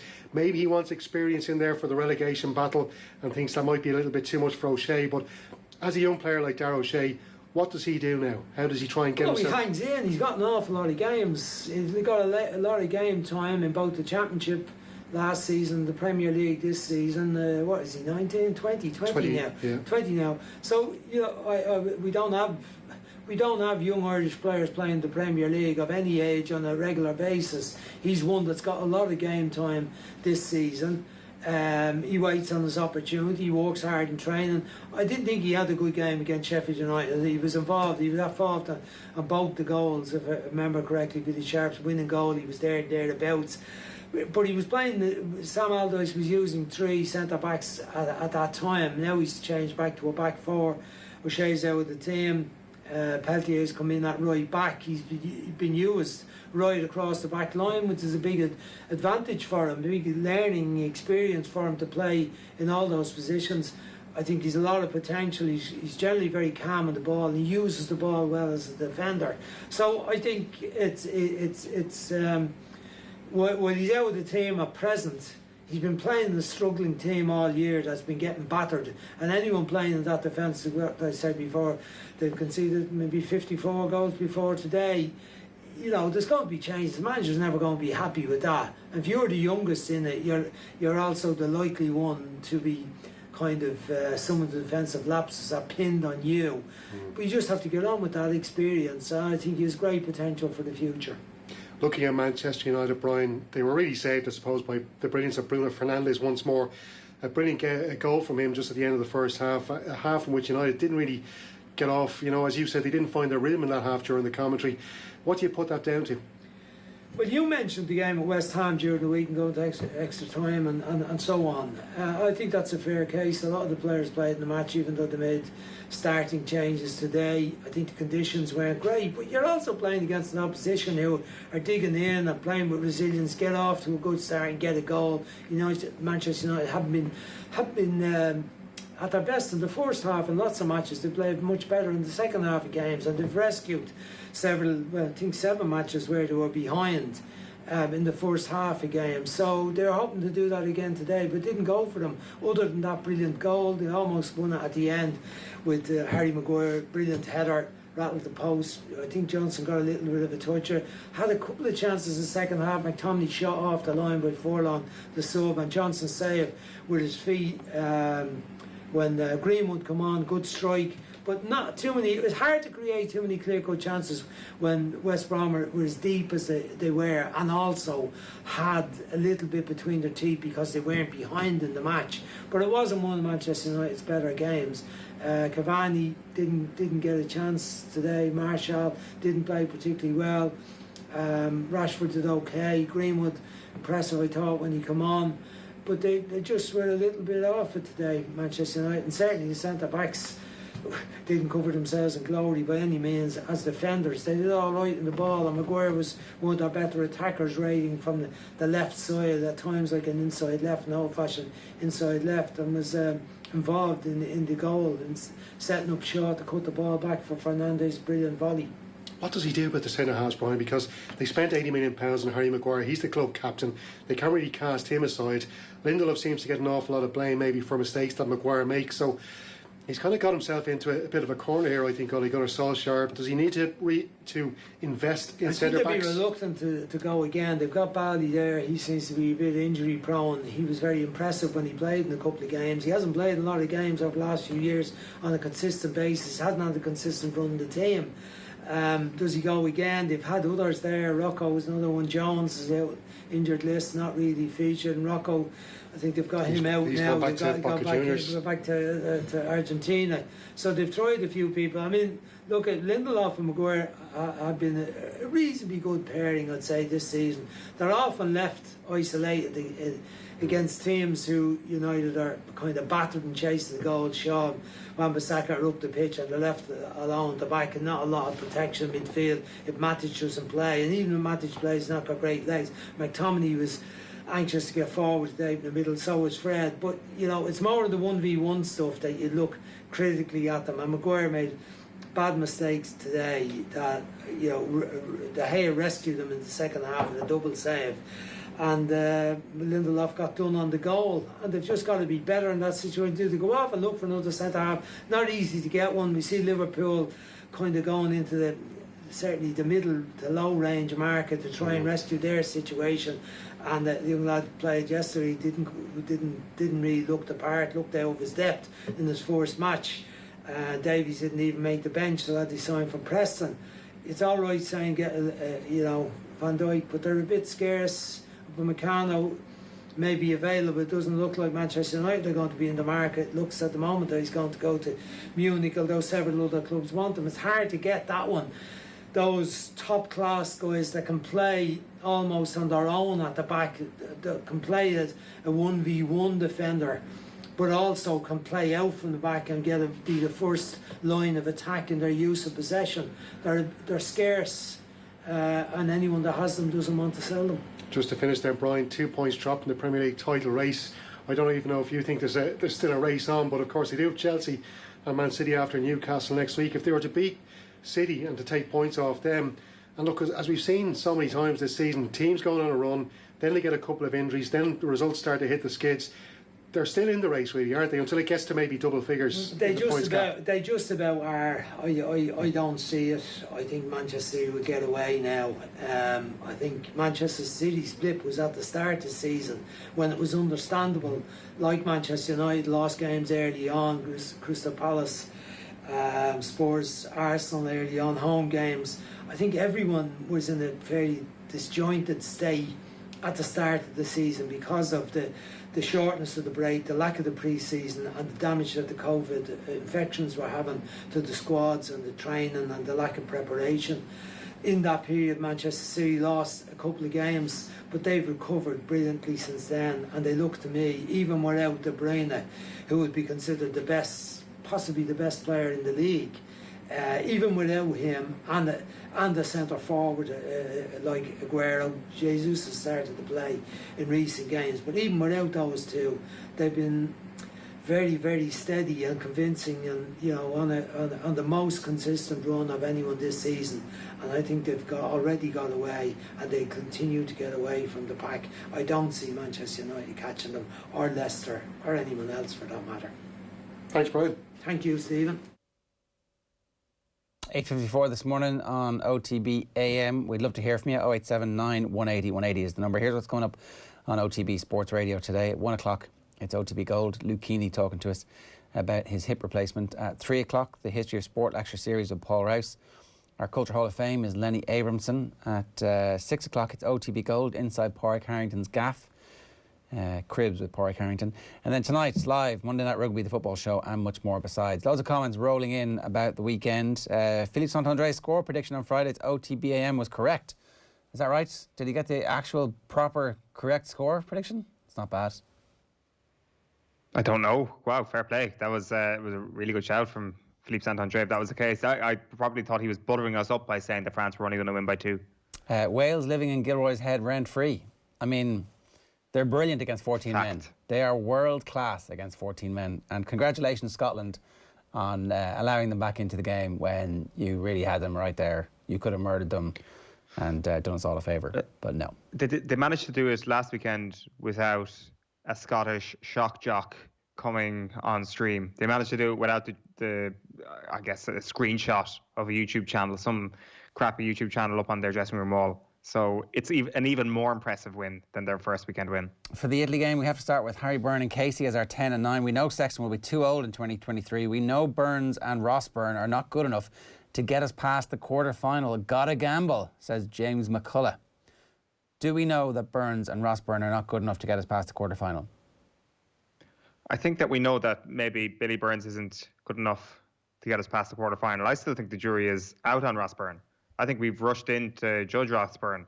Like, he's just not your exciting type of out-half that maybe your Carberry or your Harry Byrne is, or even your Kieran Frawley. Like, I mean, Kieran Frawley playing at 12 has actually helped his stock to rise this season, and he's older than them. He is older than them, and that old guys are not cool. And Ross Byrne is old compared to his brother. And I don't think we've seen enough from Ross Byrne being bad at international level for us to suddenly say, no, time to go to your younger brother. Whereas we've seen a decent amount of that from Billy Burns so far. Like, Burns will get another chance, but Ross Byrne definitely deserves his chance, and he deserves more of a chance at international level. Isn't the thing to do at this point to say Johnny Sexton's going to be the sub, finishing matches for us, and so when we need the cavalry in the last 15, 20 minutes, we're going to roll Sexton out. But in the meantime, because there's a World Cup 2.5 years away and nobody's played any games, we're going to start everybody else. So we know that if things are going completely pear-shaped, we'll bring on Sexton to steady the ship, and when he comes on, he'll be captain. Who cares? We can do that. Like, what is that not our way out of this? So everybody else gets to start, knowing that actually, if things aren't going well, we have an insurance policy. But it's almost knowingly opting for less of a chance, a significant less of a chance of actually winning games in SixNations. Why? That's what it comes down to. How is it though? How is it? Because Sexton is clearly our best 10 at the moment. But hang on a second, right? So Sexton goes off and we're replacing him with Billy Burns. So Billy Burns is the one who has the ball, feels the weight in his hands in the last minute against Wales. What if the situation was reversed? We wouldn't have been hammered. The game wouldn't have been over. We're still in those games. Like, the step off isn't, it's not me playing. It's like a full-time professional who has done his 10,000 hours, who can, run things.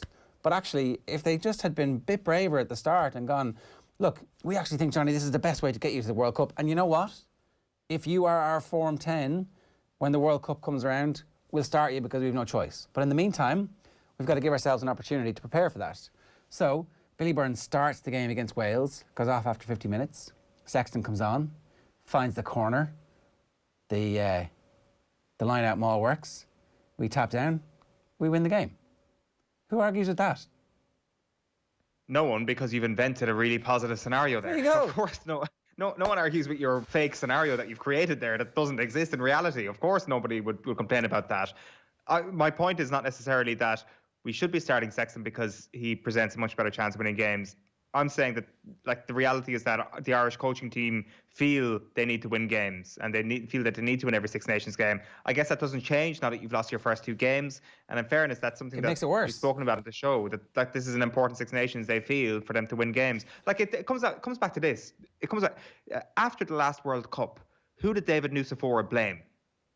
Blame Joe Schmidt. He blamed Andy McNulty. That's who he blamed. He said poor preparation. He said there was a lack of evolution in the game plan. There was a lack of evolution. His thumbs didn't work. He definitely was not looking at himself. But go on. One of the things that he said was that there was a lack of evolution in the game plan. So if you are the new head coach coming in, you're like, God, I am going to get blamed for this if we end up falling flat in our face at the next World Cup. People are looking at me. There is going to be a lot of weight on my shoulders if things don't go right for me. So that just adds to the pressure on the head coach to actually try and get over the line in these games, to field the best team. It doesn't matter how similar that team against Wales looks to the team that got smashed by the All Blacks in 19. It doesn't matter how similar that looks. I still believe that is the best team that I have to put out for Ireland at the moment, rather than worrying about next week or next month or next year. And that is the reason why it feels that we're in this frozen spot where things aren't progressing as much as we might like. It feels like Groundhog Day. It absolutely does. Seeing a lot of development in the team, says Alan O'Neill, and how they approach the game. It takes time. Defensive issues seem systemic, though. Kelleher and Larmour need to start. Much better to watch than last year. I would definitely agree with stuff takes time. Like, if you look back at the evolution of any of the great teams in any sport ever, none of them were fully born when a manager came in and straight away everything was fixed. And particularly if they are trying to implement a new attacking system and a new defensive system that, where it's impossible to judge those made-up games and that made-up competition last November. These matches are the ones that really matter, and this is really magnifying the issues that they have, but it's also progressing things quickly to allow them to make some informed decisions. So I'm going to give them until the end of this competition to really make mind up on that one. The effort was there with no spark, says Gary Malby. We have a lot of good players, but I do wonder if the province's coaching is destroying X-factor skills. I mean, I don't know. You would certainly say that Leinster look like they're pretty good when things are going well for them. Shouldn't start Casey and Harry Byrne together, both on debut. Casey with Sexton and Harry Byrne to come off the bench with Murray, says Kieran Lennon. I definitely think that, like, giving players the opportunity, like if the Italy game is just going to be a massive injection of new players and the performance is a bit rubbish, very hard to judge how well somebody does when they're not actually playing with seasoned colleagues. So I would like to see some changes, but not the wholesale changes that everybody's talking about, because what's the point in that? It's just a complete... You're wasting the game there. Anyway, look, it is 9:01, time for the pressure rankings. For me, it was a self-imposed pressure. Was I under pressure? No. Yeah, they're under pressure. Everyone's under pressure. OTB AM's pressure rankings with Gillette. And the big pressure. Yeah, as we've been discussing this morning, Roy Keane is on social media. So the question this morning, the only question we could really pose is who is under the most pressure to now up their Instagram game now that Roy Keane, now that Father Roy is watching? Here are the top 5. And at number 5 is Patrice Evra. He has lived a double life for as long as many of us can remember. He is a Manchester United legend and a pretty good pundit. Here is Patrice Evra the way Roy Keane knows him. A decent, smart, hard-working pundit, often playful and mischievous. Things are fun when Patrice is around. However, there is a different side to Patrice Evra. There is a social media side to Patrice Evra. He is not the man that Roy Keane thinks he knows. Here is the man that social media knows as Patrice Evra. Wait until Roy Keane sees what he's about to do with that chicken. Wait till he scrolls back through the archive of social media and sees Patrice Evra eating raw chicken in a sexual manner. Will he continue to do this now that Roy Keane is on social media? Time will tell. But pressure is certainly on Patrice Evra after the weekend's developments. And at number 4 is Arsenal's players. So Roy Keane is going to absolutely blow a fuse when he finds out about how low the threshold is for Arsenal players posting celebratory posts on Instagram. Here is Arsenal celebrating after winning last season's FA Cup semi-final. Here is Arsenal after the 2013 season where they finished 4th. So will Arsenal now post a topless dressing room photo after securing that final day of the season win to ensure they take part in the qualification round of next season's Europa League? Well, time will tell, but they're certainly under pressure now that Father Roy is watching. At number 3 is James Milner. He is under massive pressure to change his entire social media brand after Roy Keane has entered the building. Let us remind ourselves of James Milner's pièce de résistance first. Your lockdown top 10 chart this Sunday. At 10, we have Marshmallow. At 9, dropping 2, Pussycat Dolls. At 8, with the re-entry, we have Meat Loaf. At 7, what a tune, Bruno Mars. At 6, we have Train, coming at ya. At 5, Believing in Miracles, Hot Chocolate. At 4, Eminem. At 3, Battle of the Rock Bands, we have Guns N' Roses. At 2, Rolling Stones. And at 1, this week, chart topper, Lil Wayne. So Roy Keane has spoken about music in the past, and in one of his books, he gave a good breakdown of his stance on music. He said, "It might seem strange, but you find out about characters when you look to see who's in charge of the music. A young lad might want to put on the latest sound. An older player might say, I'm the senior player, and put himself in charge. But I noticed none of the players at Sunderland were in charge of the music, and this was a concern for me. A member of staff was in charge. I was looking at him thinking, I hope someone nails him here. The last song before the players went onto the pitch was Dancing Queen by ABBA. What really worried me was that none of the players, not one, said, get that shit off. They were going out to play a match. Men versus men. Testosterone levels were high. You've got to hit people at pace. Effing Dancing Queen. It worried me. I didn't have as many leaders as I thought." So if you're worried about your team's testosterone, then the mere mention of Lil Wayne coming from James Milner's Instagram account should be cause for massive, massive concern. The pressure is on James Milner to completely cut that out of his social media action. At number 2, though, and there's even bigger pressure on this guy, Benjamin Mendy. Now, in fairness, Mendy has been told to calm down by Pep Guardiola over the last few years, and he has done so, but you can still be sure that there are items here and there in Benjamin Mendy's Instagram account that Roy Keane is going to take issue with. Here he is with not 1, not 2, not 3, not 4, but 5 PS5s in this photo. 1 is way too many for Roy Keane. Here he is texting and driving. Absolutely scandalous behaviour. And here he is with the dreaded celebration photo. Roy Keane will be fuming at this photograph. Keep your phone to yourself and focus on the next game, he would say. It doesn't matter that you've just won the World Cup and the greatest prize in sport. Keane will be swinging punches at the notion that Benjamin Mendy decided to post on Instagram with celebration captions and the trophy in his hand. At number 1, though, and the biggest pressure is on this guy, as it always is in the circle of Roy Keane, it is David De Gea.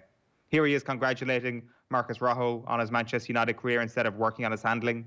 Here he is spending time with Dean Henderson instead of trying to rip his competitor's head off.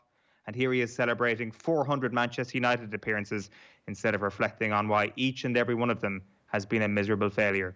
Party's over, David. Roy is here. Time to delete your account. That is this week's Pressure Rankings. OTB AM's Pressure Rankings with Gillette. 7 minutes past 9. Up next, we're going to bring you the tight 5 as we get stuck into the Six Nations again and what went wrong for Ireland with Neil Tracy. OTB AM on OTB Sports Radio, Ireland's first and only sports radio station. Off the ball. Jamie caught Frank with quite a bad challenge, and the physio's patching him up, and Les Seeley, his turned to Frank. He went, Frank, get back on and do him good and proper. He said he took a liberty there. He said, make sure you leave it on him good and proper. And I'm stood there, I'm thinking, oh, hang on. He's talking about him doing this ain't right, you know. Off the ball. Weeknights from 7 and weekends from 1. This is OTB Sports Radio, live 24/7 on the OTB Sports app. Lads, coming from a person, right, who lost the ability to hit fairways off the tee, and I was quite good at it, hitting fairways off the tee for most of my career. Saying something like all he has to do is, get it on the fairway. Unfortunately, it's not. This runs through your whole game. After a while, where he is at the moment with his irons, he's very steep on the ball, and yes, he hits his irons well, and yes, he's playing golf courses where he can use, the rough isn't heavy, or, he's getting away with it. However, put him on a golf course where he has to carry the ball a certain distance, he has to hit it on the fairway, he's really, really, really going to struggle. And, that's the big thing with Jordan. He has to find a way, and I'm not saying it's a swing. It's more a psychological thing with him, with the driver. And it's going to take a while. So for the guys who are saying Jordan is back, he's not back. He's not even close to being back. He will contend in a few golf courses where you don't have to hit it that far, and he'll get away with it. Pebble Beach being the one of them this week. He's going to do okay this week, I think, anyway. But imagine him coming down the 18th in any way tied for the lead and having to hit that tee shot in Pebble Beach. Like, he's going to hit us 100 yards right at best to keep it out of the water. Check out the Boyle Sports app today for details on which football match is getting the no-lose treatment this week. Plus, browse through dozens of new player markets, all powered by Opta. Shots on target, left foot, right foot, headed goals, assists and more. See the Boyle Sports app for full T's and C's. Boyle Sports. This is betting. Gamble responsibly. See gamblingcare.ie 18+. Calling all builders, joiners, plasterers and dryliners. Need advice on the right materials for the job? Consider it done. You need them on site and in your hand. Consider it done. You want access to over 10,000 products from the leading construction brands without having to start up the van. Consider it done. There's another way of doing things. eTag. We talk with you to solve your problem and deliver what you need directly onto site. No second guessing, no seconds wasted. Click etag.ie. OTB AM. With Gillette, put your best face forward with our new and improved razors. Yeah, very prescient stuff there from Peter Lowry during the week. Jordan Spieth did do very well, but not quite well enough. If you've just woken up overnight, you're wondering what happened to the golf. Berger won on 18 under. Maverick McNeely, who was one of John Duggan's tips at 80-1, finished second on 16 under. And then Spieth and Cantlay both finished in a tie for third on 15 under par. Was there anybody else on that as well? No, Paul Casey was fifth. So that was the crack with that. And if you want more of that goodness, then get on to patreon.com/Golf Weekly and you can become a member. If you sign up from March the 11th, Golf Weekly is moving to Patreon. If you sign up, you get a guaranteed podcast every Thursday and extra episodes around the biggest tournaments of the year, interviews with golf's biggest names as well. You also become an official friend of the pod. You'll be able to chat to the lads, Joe, Nathan, Peter and Fionn. You'll get invites to our golf days and enjoy exclusive watch parties around the majors. Get on to otbsports.com/Golf Weekly and sign up now for $3.99 a month, or just search Golf Weekly on patreon.com. The page is live now and it's going gangbusters, so well done to everybody in getting that together. Now, the Tight 5 is next. Neil Tracy is with us this morning at 9:12. Neil, good morning to you. How are you? Not too bad, Ger. How are you doing? We'll talk about Ireland at the end, right? We may as well leave the best stuff to last. Right. Where do you want to start? Is it England, Italy? Yeah, let's start with England, Italy. We'll go chronological order, I suppose, with the weekend that was. And I suppose looking ahead to Ireland against Italy in a couple of weeks' time, like, I think the scoreline in the end, like, it absolutely enormously flattered England. Italy were pretty brutal against France in the opening round of games. But in fairness to them, they conceded a lot of tries against England. The problem was there were large question marks around pretty much all of England's first 5 tries, which was just a bizarre situation. And it was just a game. It was a really disappointing game because I just think the way it was officiated, Italy essentially could not get the rub of the green whatsoever, and just everything that could have fallen in England's favour did.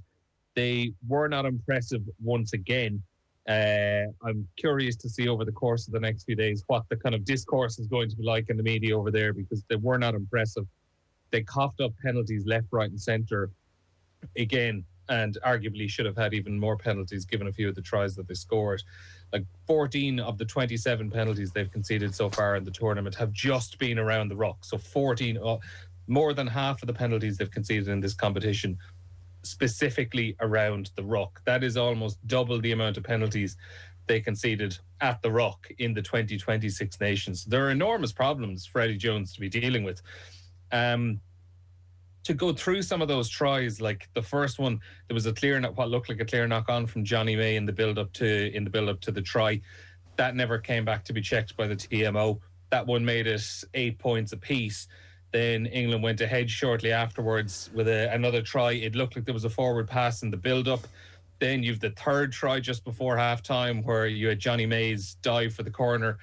A lot of people think that should have been, classified as jumping into the tackle. In fairness to that one, I actually would probably go down the line of I'm happy enough to allow that, because I think there is actually it is not specifically written into the laws that you can't jump into a tackle.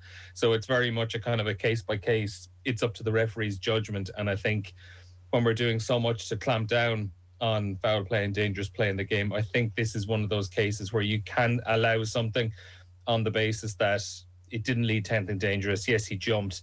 He jumped with his legs pretty much going away from the player because he was trying to evade the contact. So I'm happy enough for that one to stand.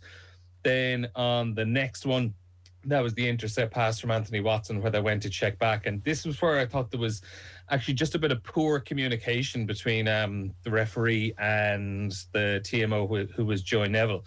So the referee is Mike Adamson, I think it was refereeing that game on Saturday. And they were specifically looking for head contact from Eoin Farrell. And, to see was it a shot to the head of the Stephen Varney, the Italian scrum half. But the problem was, once they established there wasn't any head contact, they didn't really seem to care that it was a late hit, it was a needless hit, it was a no arms hit.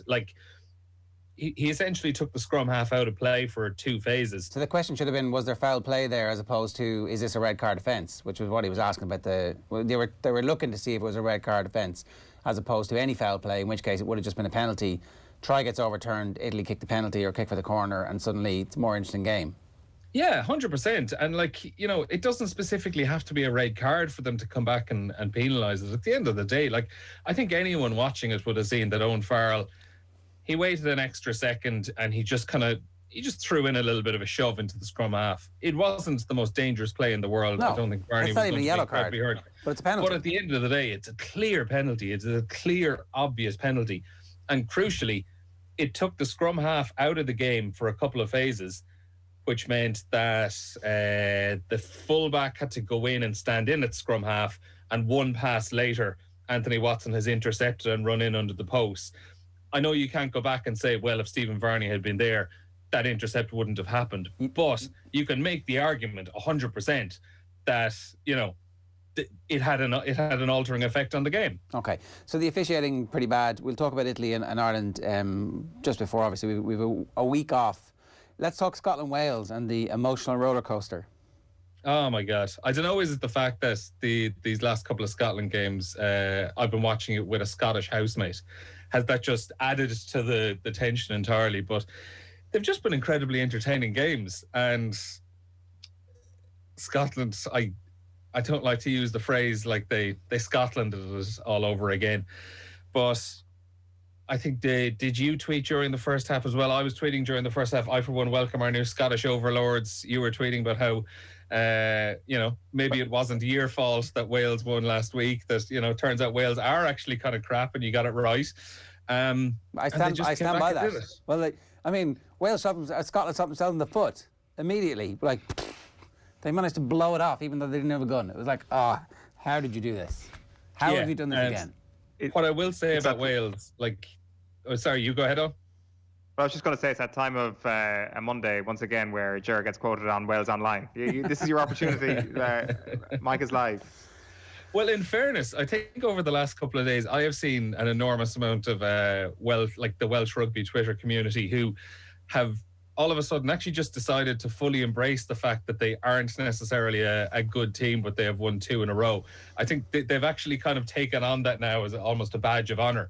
But just to go back on Wales, actually, and how, they still are not playing particularly well, and there are still tons of problems with their team. But I think one thing that these first couple of games have kind of hammered down, and it was a big question mark coming into the tournament, is, do the players have faith in Wayne Pivac? And I think you can actually put that down now as a resounding yes, because they have had countless opportunities over the last couple of weeks where the players could have thrown in the towel or they could have feigned effort. But in fairness to them, they have fully dug things out. And I think that is, regardless of what happens over the next 3 games, that is a resounding victory for Wayne Pivac, that his players are fully buying into what he wants to do. Yes. They're just making very slow progress in getting there. Here's the point, right? Never give a sucker an even break. That was the killer mentality from the All Blacks. Brian Pope used to say that a lot. Never give a sucker an even break. And what Ireland and Scotland have done is allowed Wales to get some confidence and to uncover a new tyro, a superstar who the whole country is going to row in behind, and suddenly they get a bit of momentum and they get a bit of hype. What Ireland and Scotland should have done was kill the Wayne Pivac era. What if they actually do turn into this ball-playing, free-flowing, offloading, physically aggressive? What if they turn into the Scarlets team that Pivac had, that were brilliant to watch and were actually capable of competing against Leinster and Munster routinely? That'd be a disaster for Ireland and Scotland. And we had the chance over the last fortnight to bury them. coming off the back of the horrific year that they had, and we didn't take it. And in 2 years' time, when Wales are slaloming their way to some more greatness, we'll be like, geez, we could have killed that team if we just had not given that sucker an even break. Instead, get a man sent off in both games, cough up crappy defensive stuff, allow the kid to be an absolute superstar, genius. Fair enough. You can't quite legislate for that, although we certainly helped in the first game. And just one last point even on it as well. I think everyone loves a good smash and grab victory. Wales spent, I think, just over 1 minute and 20 seconds in the Scotland 22 in the entirety of that game on Saturday. That is absolutely amazing. Oh, that's insanity. Poor Scotland. Scotland going to Scotland, though. I mean, Hogg was great, and then was he also responsible for one of the tries at one point as well? And you're like, poof. He was absolutely unbelievable as well, and I know we'll probably be getting to a Lions watch in a few seconds as well. I know he was probably one of those players who you would have marked down as he was very much a probable of going on the Lions tour this year if it does go ahead. But I think you can pretty much guarantee now with his performances after the opening 2 games, like he's in the departures lounge now, feet up, having a beer, just literally waiting for the rest of those teammates. He has been brilliant in the opening couple of games. Okay, so let's move on. Lions watch, round 2. Who's on, who's out? In and out, I suppose that I'm not necessarily looking at the guys who are guaranteed to be in there, because I think you could pretty much pick almost like 2/3 of the squad that, you know, we could have predicted in advance of the Six Nations. I think there are a lot of players that are starting to kind of put their hands up and really, really look to be recognised. I'll go through some of the Irish names very quickly that have impressed over the first couple of weeks. I think Andrew Porter has been absolutely brilliant over the last couple of weeks, and I would say there's a fair chance we're looking at both Andrew Porter and Tadhg Furlong going on the Lions tour. I would say Furlong, simply out of reputation over the last few years, even if he doesn't get to play too much between now and then, I think Warren Gatland would probably have him earmarked in there. And Porter's actually been really, really good over these first couple of games as well. And I think he's been outshining some of the other tight heads across the home nations. Then Robbie Henshaw, who has probably over the last couple of months come into really, really good form.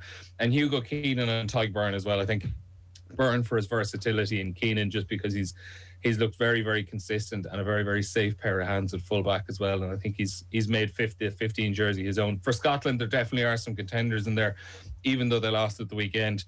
George Turner, I think hooker is up for grabs when it comes to the Lions this year, both in terms of the players who are actually going touring and a test spot as well. Stuart Hogg, as we mentioned, although I'd probably say he was probably borderline locked in before the tournament even started. Johnny Gray, who's been outstanding again over the couple of matches. Johnny Gray, I don't know if you've seen the stats around Johnny Gray's tackling, but I was saw one there this morning. Johnny Gray has attempted 449 tackles throughout his Six Nations career. He's missed 10 of them. Wow. He's missed 10 out of 449 tackles. That's pretty good. He's staggering. He's an unbelievable defender. There are others as well for Scotland. I think Hamish Watson has been brilliant over the first couple of games. Cameron Redpath was excellent in the first. It was a pity he didn't get to play at the weekend through injury. Chris Harris, though, in the centre as well has been good. Ali Price and Matt Fagerson at number 8. So for once, there really are quite a few Scottish players putting their hands up for selection. We know Gatland hates the Scots, though. He won't pick them. It's like a well-known, well-worn trope at this point. And, I mean, look, Scottish phone-in radio that day of the Lions announcement is going to be pretty interesting. We should all tune in with a bit of schadenfreude.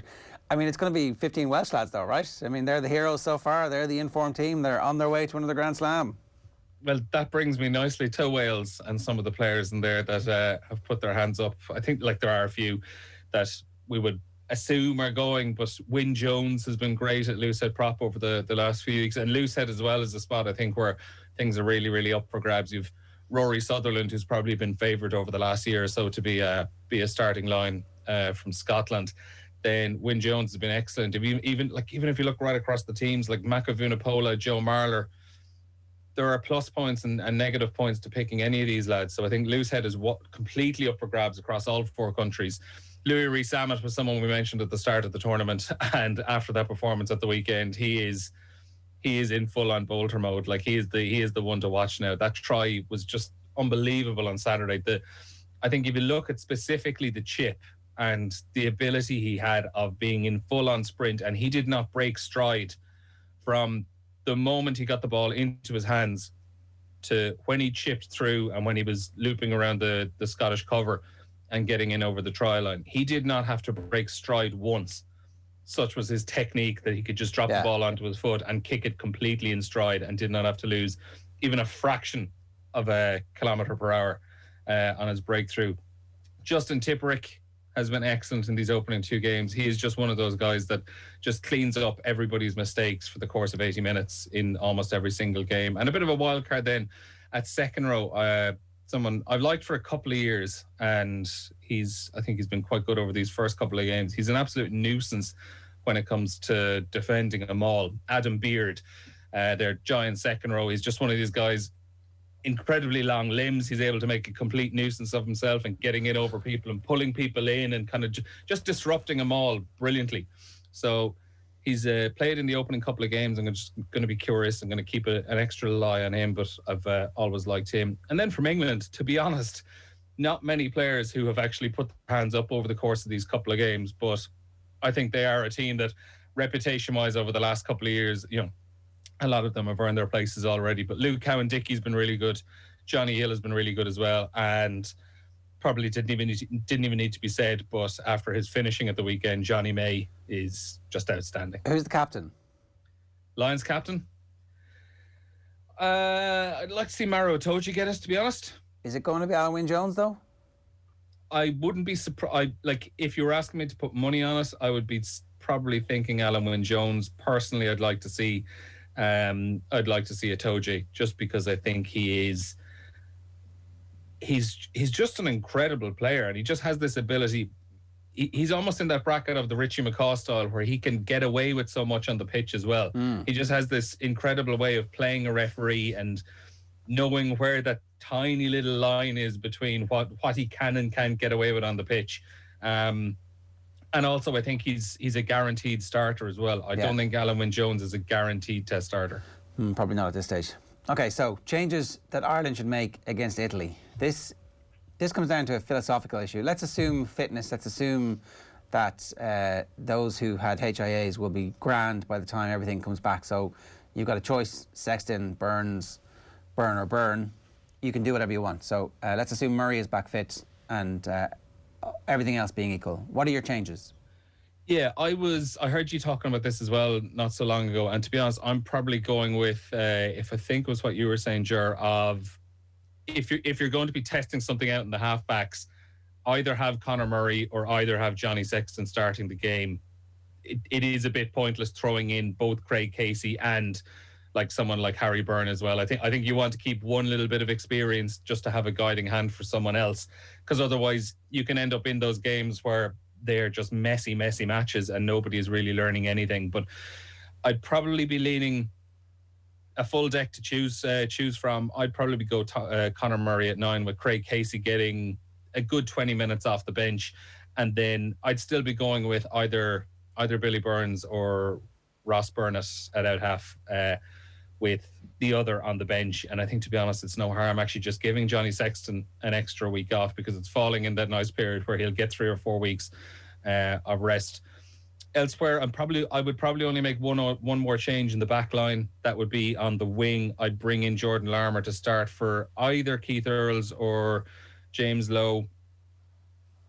Which one, I'm actually not too sure of, because I think they've both made some mistakes in the opening couple of games, and they've both shown something. I thought Earls was much better yesterday than he had been the previous week against Wales, while Lowe really good going forward yesterday. One of the few Irish players that did look sharp going forward, but as you would have spoken with Alan Quinlan, there were some defensive mistakes in there as well. Keep Hugo Keenan, no need to change him, and I think Robbie Henshaw and Gary Ringrose, it's absolutely fine to give them another outing. You don't want to change too much in that back line, because I think the back line do need another game to have a nice blowout and get things together. Up front, I'd probably still start Cian Healy and have either Dave Kilcoyne or Ed Byrne on the bench.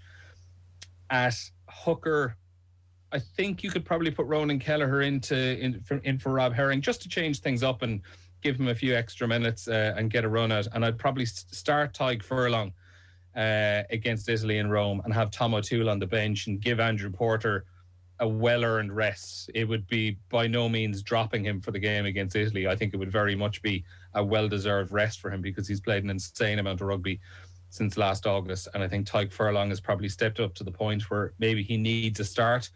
And I think you're at a stage with Tom O'Toole where it would be nice to see 20, 30 minutes out of him in an Ireland shirt as well. In the second row, I'd bring James Ryan back in and partner him with Tadhg Byrne and have either Ian Henderson or Ryan Baird on the bench. And then in the back row, I'd probably make one change, maybe two. So I'd put Will Connors in for Van der Fleer, again, just to rotate a few minutes around and kind of keep things fresh. I'd give Rhys Ruddock another start. I thought he was quite good yesterday. And then I'd either play CJ Stander or maybe give Jack Conan a run. But to be honest, that wouldn't be making or breaking the team as far as I'm concerned. I wouldn't, CJ Stander's been excellent for these opening couple of games. Okay, so you will actually make some fairly significant 5 or 6 changes over the course of the starting lineup and a few more in the pack as well, or in the subs as well. Are they changes because they're what the team should be for the last 2 games, or are they changes just for managing, and actually the team for Scotland, the team for England is going to be very close to the team as it was for the first game?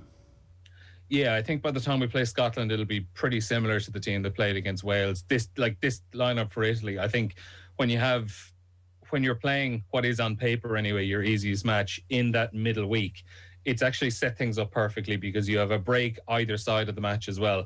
So if there are players who are carrying a lot of minutes, it gives you the perfect opportunity to maximise the rest that you're actually giving them either side of 2 blocks of 2 very, very difficult games. So like the team I'm picking there, it's pretty much a combination of giving some guys a first opportunity, like Craig Casey, Tom O'Toole off the bench, giving either Ross Byrne or Billy Burns just another opportunity.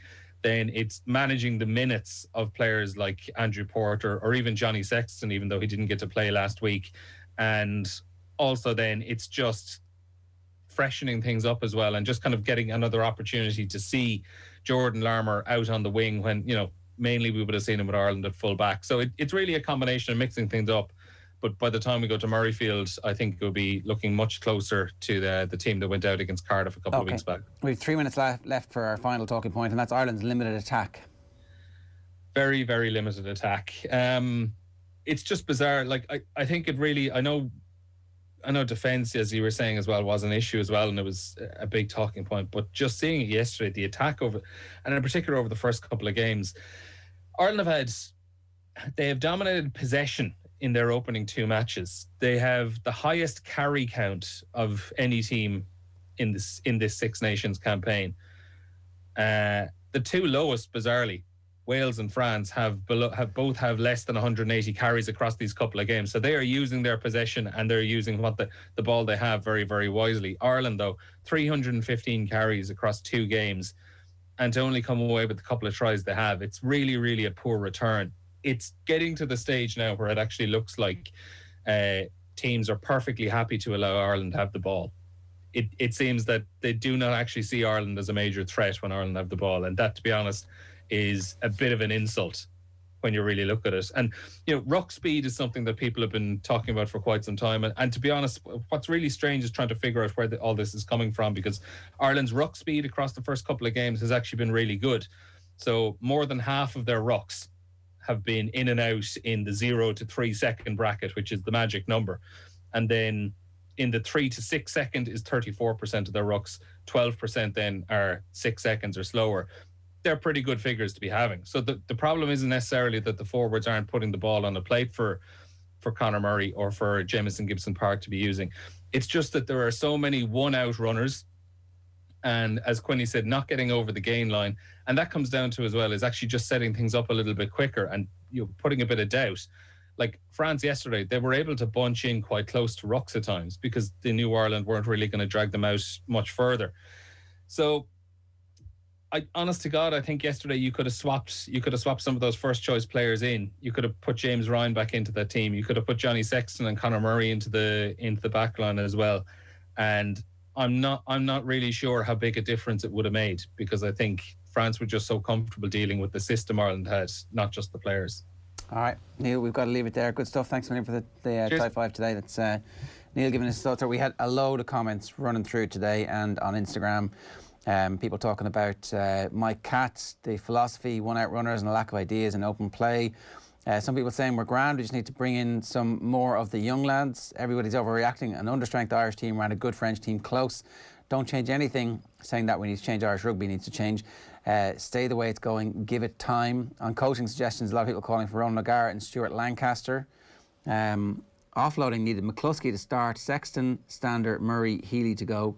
The 10 needs to change. Let's play to keep the ball alive. High risk, but what kind of team will we be in a World Cup? It's a good question. What kind of team will we be in a World Cup? Why don't we repeat exactly what we've done in the build-up to every single World Cup to this point? That'll definitely lead to a change in our fortunes, right? Yeah, that's it. Just seems so predictable at this point that that's exactly what's going to happen, isn't it? It's hard to see, even though we're even halfway through a World Cup cycle. It just seems inevitable at this point that we're going to sleepwalk into the exact same thing. We have Champions League tomorrow with Graham Hunter, Six Nations with Brian O'Driscoll, and much more besides. Stay with us. We're going to bring you Stephen McPhail talking about the fallout from Arsenal's 4-2 win against Leeds, which was live on OTB. First, here's Andy Dunne on what went wrong for Ireland against France. So it's finished here at the Aviva Stadium. Ireland 13 points, France 15. Andy Dunne was watching this game for Off the Ball. Andy, overall thoughts after that? Is that similar to Wales, another case of Ireland huffing and puffing and putting as much endeavour as possible into it, but ultimately not coming out with the result and performance at the end? Yeah, it's a hard watch at the moment. It's I suppose we present now like I think like a heavyweight boxer with a great attitude who works hard and loses on points. You know what I mean? We don't have cutting edge in our game, in our attack, really in any way. Which is pretty disappointing. However, there are some positives. The line-out was better today. We won all our line-outs and we stole 3 of the French. There are some positives to take. The work rate, the work ethic is there. The attitude is very much, hard work, lots of endeavour. They are positives. But it's a big worry when you watch an Irish side for 80 minutes who manage 3 offloads, for example, and are just so blunt, such a lack of cutting edge in attack. It's unfortunate. It's a pattern that has continued from the tail end of the Joe Schmidt era, and now it's arguably more blunt. We're not using the clever kind of starter plays that Joe would have used with the team that gave us some level of creativity in attack. That seems to have faded from our game. So now it's lots of hard work, lots of effort, but very little return. Yeah, and when you mention one of those plays, like there was one in the first half in particular where we did get a glimpse of one of those little almost trick plays, and it almost did result in Ireland's try with James Lowe in the corner. And it just kind of shows the fine margins in the game, because I actually remember it vividly in the lead up to the line-out just before that. France had seen Bernard Leroux go to the sin bin for 10 minutes. Ireland got a penalty, kicked it down into the corner. And myself and you actually said this first 22 minutes, it's probably going exactly to script now for Ireland, that they'd played the territory game, they'd controlled possession, and now they just needed to make something happen. And they pulled off one of those nice little trick plays, and James Lowe, it thought like, where it looked like went over in the corner, but for the edge of his right boot just nicking the touchline. And all of a sudden, within 3 or 4 minutes, France go up the pitch. They'd done nothing for the first 28 minutes, and they score the most beautifully French try, and all of a sudden they're leading the game. Like, it just shows the margins are so small, doesn't it? They're tiny margins, yeah, and that was, I suppose, a moment of ingenuity or creativity, and we were unfortunate. There was 1 inch, maybe less, in that James Lowe's right foot in the end, just touching that left touchline. But eventually, when you're talking about luck that much, surely it becomes a trend then that you're thinking it isn't always down to luck, is it? Why is it always that Ireland are bemoaning that tiny bit of luck? Yeah. A team like France, they weren't getting any luck for the opening 27, 28 minutes, and they just decided to go up and make their own. Yeah, and you make your own luck by attitude as well and mindset. I don't believe that the Irish players are it's not like they don't they don't have the skill levels. They do have the skill levels. It's the ability to pass out of the tackle is a mindset as opposed to an acquired skill over time. It's literally at this level, these top players can embrace a change in strategy like offloading overnight, in my view. This is not something that we need to work on for 3 to 4 years and develop into our game. You may get one or two of them wrong. We saw Ringrose get it wrong deep in our own territory last week. But, I mean, if you try it more times, it comes off quickly. And it's not a skill that these players will have difficulty in acquiring. It's a change or a shift in mindset and attitude. The lack of attacking threat in our game has become part of our style, and it shouldn't be part of our rugby culture. It's literally a shift in mindset, in my view. Whether the coaching is risk averse or whether we feel we need to be we're overly prescriptive or overly dogmatic in terms of telling our players how to play. These are real questions. We saw a line break towards the tail end of the game up the left-hand side of the field with Lowe and Gibson Park, with not another Irish player in support anywhere near them. And it was as if that moment of impulse caught our players by surprise. And we can't afford to go through international rugby with long periods of lack of creativity. We need that exact approach that the French had, which was, I suppose, economic in terms of their efforts, but the ability to strike cleanly and concisely and ultimately, cut us off a couple of times in the game the way they did and win the match. So what is it that's happening there? Like, we'll say when a French player is making a break, or two or three French players deciding, to hell with getting back onto my wing, I want to be up here for this. Whereas if an Irish player is making a break, are the couple of players around him kind of thinking, well, I need to be out in this pod by exactly from the next breakdown, and so we can set things up, and you're going to be out in the next pod after that. Yeah, I mean, one of the, I wouldn't call it an advantage of being in a quiet stadium, there's less distraction, and certainly from an observational point of view, you're often looking at an Irish support players away from the ball who are busy realigning for the next phase without being alive to that moment in time that's happening. So you might have a couple of players you'll see with their back to the ball running to get into a better position for what they believe is about to come next down the line, which is entirely predictable and something that's quite easy to defend. When we do get that occasional moment or glimpse of creativity, such as that mini line break up the left-hand side, most of the Irish side weren't even aware that was happening. There was 3 or 4 players who were looking to realign for what was the next prescribed phase.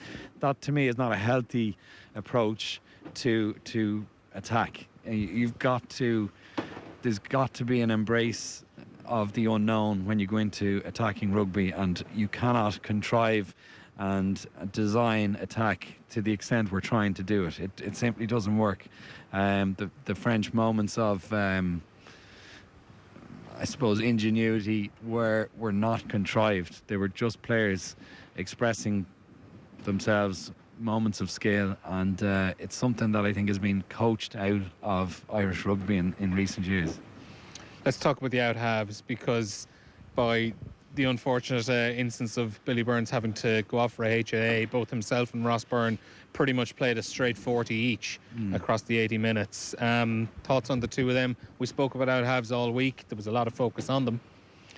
Yeah, I think Billy Burns had a reasonably good first half in terms of his overall performance. He missed an easy enough penalty, and he got an easy enough penalty, so I suppose 1 from 2, 50-50 on the kicking. What he did do well, as mundane as it sounds, was he peppered the back three. He launched a lot of high balls on Brice Dulin, and good high balls, yeah, competitive. Chasers got a chance to compete in the air, put Brice Dulin under pressure, and it did actually, I mean, it manifested itself in a we ended up, I think it's in the first half 70-30 percentage possession and about 70-30 in territory, and really put the squeeze on that French side. Obviously, we've mentioned how they cut us open that once in that one moment, and that was enough for them. But in terms of the overall, the implementation of the strategy that was asked of him, Billy Burns did a good job in that first half. I'd like to see a different strategy, and I'd like to see a different 10 implementing a different strategy too. Italy, 2 weeks' time. There's a break coming up. Johnny Sexton, you'd imagine, is going to be fit and available to take on Italy in Rome in a couple of weeks' time. Do you start Johnny Sexton? Do you bring in Harry Byrne, who had been brought into the squad as a bit of cover over the last couple of days? Do you stick with someone like Billy Burns or Ross Byrne even? Like, what's your thought process going into that game? Not even just without half, but do you try out some other players like Craig Casey, for example, who didn't actually get on in the 80 minutes in the end to make his debut? Right now, I think it's a real case of if not now, when. We're in the middle of we're almost 2 years now into our 4-year World Cup cycle, and I think we absolutely need to give younger players a chance at the moment. I think Sexton will continue, and I presume will continue in terms of his captaincy and as a first choice starter. However, I think Ross Byrne, Billy Burns are not the options. I think Jack Carty is a better option, and I think we've got to look and be brave in the same way we've looked at the likes of Craig Casey coming in. Perhaps there's options there if we see a rejuvenated or fit Joey Carberry to come back involved and get more time at 10, or even a left field choice like an inexperienced Harry Byrne, or even a Jack Crowley, or a young player comes out of nowhere who's got huge talent, and you throw them in and see if they sink or swim. To me, I think the time is ripe to make some drastic changes, because our attacking game has become so stunted and stale. It's a difficult watch. The problem now, though, is Andy Farrell in a situation where they've obviously lost their opening 2 games of this campaign. Yeah. There's going to be a lot of temptation to absolutely stack that 15 against Italy in a couple of weeks, because ultimately that game against it, that is must win, isn't it? Well, it is. It's the perennial issue for Irish rugby. If we complain that we're not going to do well we never get past the quarter-final in the World Cup, we similarly can't complain about performances being, say, off key. If we want to make some changes, we're going to have to go through some pain, and we're going to have some poor performances, and we're going to have to blood some young players. And the Six Nations happens every single solitary year since about 1870. I mean, do we have to continuously try to win every game as a next game as a must win, or at some stage do we actually look at we've got to develop some different approach to our attack in order to have a better performance at the next World Cup? And if that's not our priority, that's fine. It's not our priority. We need to stop talking about it then. We need to try and win the next game. However, if the World Cup is a priority, we need to change what we're doing. I think the notion that we stack a team against Italy, who haven't barely won a match in 6 years, just for fear of losing, it's a sad notion. I mean, we need to be more brave than that. We need to know we can go out to Italy, win, give young players a chance, and be a bit more brave, I think, in our selections and in our skills-based approach. And final then, quick word on France before we finish up. 2 beautiful tries. They weren't fantastic overall, I don't think, but ultimately they did show today they have what pretty much no French team over the last 10 years has had, and that is a bit of steel about them when things aren't really going too well. Absolutely. I think it's a little worrying for the rest of the rugby world when you see a French side sticking out a tough game like that they typically would have imploded. I think they were quite disciplined even in that last 3 to 4 minute spell in the game where Ireland had possession in the French half. It was odds on they were going to give a penalty and we were going to sneak a 16-15 win out of nowhere. But they maintained discipline. They maintained, they were behind that hindmost foot in the ruck at all times. You could see there was huge communication on the field with the players, and that is something that has not been in the French psyche for a long time, and it's a formidable mix when you see how creative they can be, and how dangerous they can be in one or two moments. If they add that steeliness and determination you're speaking of, they are going to be a serious side in the next couple of years. All right, well, Andy, thanks a million for joining us this afternoon on OTB. Thanks, Neil. Well, Stephen, with 48 minutes gone there, it was looking like a bit of a Valentine's Day massacre when Arsenal were 4-0 up, but that's Leeds for you. It's always entertaining.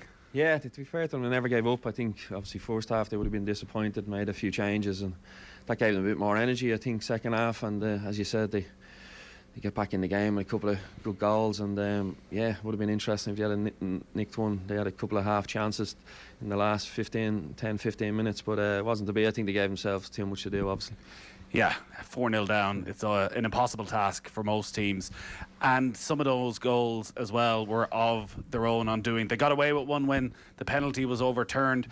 Ilya Meyler then makes the mess for the second, gives away the penalty. Like, when you're asking a team to play out from the back, do you just got to accept that that's going to happen sometime? Yeah, disappointing for them. I suppose that's the way they play. That's what a lot of teams are playing at the moment, and the keeper needs to be comfortable. He is comfortable, left-footed, nice strike of the ball, but probably just 5 or 10 minutes before that he had that little scare and never learned from it, which is disappointing. But yeah, these things happen when you're taking risks at the back. You're going to sometimes lose them. They were missing Calvin Phillips today. How big a loss was he when you look at the way the game turned out? Massive, yeah, that's a massive loss. I think if you're speaking to the manager, I'd say one player you wouldn't want to lose is Calvin Phillips. How good he's been for him over the last 18 months in that hold and roll.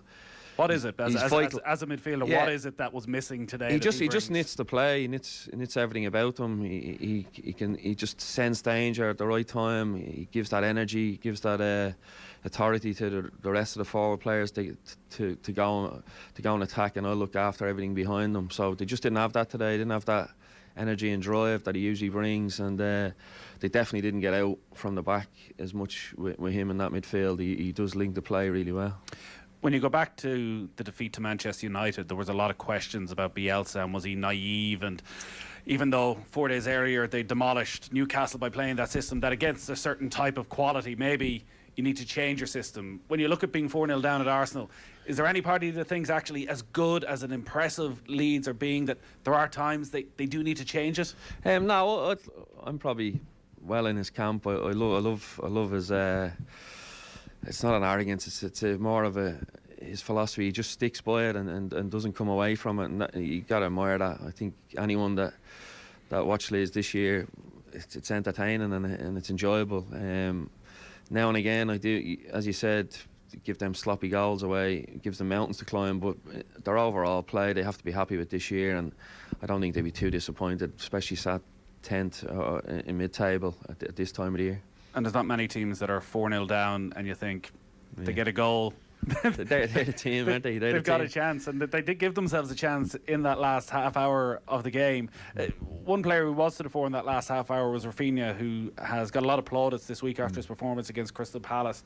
And while Leeds fans will never want to be seen as being a feeder club, but do you look at Rafinha, if you're looking at that Leeds team, and if we call them the top six, the traditional top six as they are now, if clubs were coming in, is Rafinha the one they'd be looking at, or who are the other players in that Leeds team that can maybe go on? He's definitely one. You can see he hadn't had his best game today, but just little glimpses of what he can do, what he can create. Left foot, even on his right foot, second half, he's a great strike. I just think he looks dangerous. He can run in behind. He's really the modern type of winger. He can do a bit of everything. So now I'm sure, listen, as you said, he's at a huge club at the moment, but as you said, them top 4 or 5 Champions League spots, them big boys come knocking, I'm sure he'll be able to play at that level. Looks a good player. We were mentioning a couple of times during commentary that we're heading towards 20 years since that great Leeds team you were a part of were challenging for titles and getting to Champions League semi-finals, and they've been through some incredibly tough times since then. And whenever a team comes up from the Championship, you say survival is enough. They're going to survive. Is mid-table an exceptional season? I think so, yeah. I think you have to hand it to them. I don't think, obviously the few players they are missing, they brought in, they spent a bit of money, but they've really gone with the same group that got them into the Premier League. So they would have snapped your hand off, I'm sure. The hierarchy and the fans to finish mid-table this year, it's a good season for me. What about Arsenal then? Because they were 4-0 up after 48 minutes. A hat-trick for Pierre-Emerick Aubameyang. Coming into this season, almost everything that was predicted for Arsenal was on the basis that Aubameyang was going to get them 20 goals. He came in today with 5. He got a hat-trick, first ever Premier League hat-trick. Is there any way of putting your finger on what's changed that he just hasn't been able to do it this season? No, it's tough, isn't he? He's obviously a great goal scorer. I think his record is probably 1 and 2 in his whole career. So, yeah, listen, sometimes players go through that where they just have that little bit off, signs a big contract and things don't go well for him. But he looked bang at it today. I thought from the word go, he showed great energy, great hunger, which probably was questioned over the last number of months. So maybe this kick-starts him and gets him back in the goal trail anyway. There was some brilliant attacking play from Arsenal, particularly from the 3 behind Aubameyang, and they're all young players: Saka, Odegaard, Smith Rowe. I think Saka was the one who really stood out. Like, what's his limit? How good do you think he's going to be? Yeah, he's a super player. I think it's just his all-round play.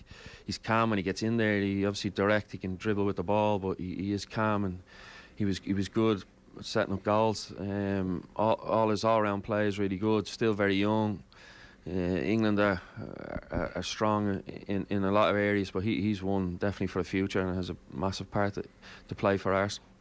Very difficult to sum up Arsenal's season because they've been so inconsistent in ways. They were unbeaten in 7 until the last couple of games against Wolves and Aston Villa. They're sensational at times, yet still it just moves them above Leeds and up to 10th, and they've got Manchester City next week. They've got Leicester coming directly after that. Considering where they were, say, under Unai Emery, what's a good finishing position for this Arsenal group? They just need to get some consistency. I think it's too up and down, Arsenal, this last maybe 18 months or so. They come into the game today, only 1 win and 5. They need to make more wins, back-to-back wins. They don't seem to see many runs out anymore. So yeah, I'm sure everyone's scratching their head why and trying to put their finger on it, but it was only 6 months ago they were right down the bottom of the league. So they need to try and I think Tottenham are ahead of them in that 9th spot or whatever. So they need to just try and work away and trying to get some consistency and putting back-to-back wins together. Yeah, we'll have that game against Manchester City live on Off the Ball next weekend. From your own personal point of view, you're back in the day job with Shamrock Rovers again. 4 months of hard partying after celebrating the title here. I don't know about that. No, yeah, listen, we're looking forward to it. It's a new year. Obviously frustrating not having the fans and stuff still back in March when we get back going. But yeah, we're just looking forward to it. It's a long off season, as you said. A good year last year, but let's try and go again. How stressful is it around a League of Ireland club at the moment? Like, you came back to make your livelihood back in Ireland again and have made big plans with Shamrock Rovers and have enjoyed huge success with Shamrock Rovers over the last couple of seasons, and you're getting the crowds up and it feels as though there's a real momentum, not just with Rovers but with a lot of clubs in the league. And then COVID comes along and all the weaknesses that are probably there in the league have been exposed over the last year. Again, when you're looking at the players and contracts and whether they want to stay in Ireland, how difficult has it been around the club? Yeah, really difficult. I think everyone knows that our main income is the crowds, and when that disappeared because of COVID, a lot of clubs are struggling, and we're no different. So we all had to look at the budgets and all that sort of stuff, and it is difficult. But as you said, last March we had a great game against in Tallaght against Dundalk, and everything was looking like the league was going to take off again. 7,000 in Tallaght, great night. It's just frustrating, but we need to bounce back from. Everyone needs to knuckle down, get back playing, and hopefully the crowds come back and the league starts taking off again. And that rivalry with Dundalk, it looks as though it's going to be there again this season. Did you see Pat Hooban's comments over the last couple of days? Yeah, I'm sure he's gave us a... It's not a real league title after 18 games. Yeah, well, listen, I think Patrick knows who was the best team last year and the most consistent team. I think he's playing a bit of mind games there, but now we look forward to... He's giving Stephen Bradley his first team talk straight away. Yeah, that'll be hung up on the wall. But now, listen, he's obviously done well in his career. He's got to recover from a bad injury as well, so I'm sure he's just trying to get fit and trying to get in their team more than trying to smoke up our side of things. But now we're fine. We're trying to concentrate on ourselves and look forward to having a good pre-season and get back playing. And a different atmosphere around the training ground, I'm sure, with no Jack Byrne being there this time around. You've lost a couple of players, so it's not a straightforward defence of the title either. How much are you just looking forward, though, to getting that full season? So I don't think there's any questions about Shamrock Rovers. They finished so far ahead. But actually just to have the regular rhythm of having a full season again. Oh, yeah, definitely. That's what it's about. Listen, we want to play every game. Last year, it's just unfortunate we couldn't do it. So it's now we're looking forward to it. We've got some fresh faces in, a few lads that have left, but it's a strong group. The core group has been really good over the last couple of years. So yeah, we're confident, but we know we have to do our work and try and retain our title. Well, very best of luck with it, Stephen. Thank you. Cheers, Dane. OTB AM. With Gillette, put your best face forward with our new and improved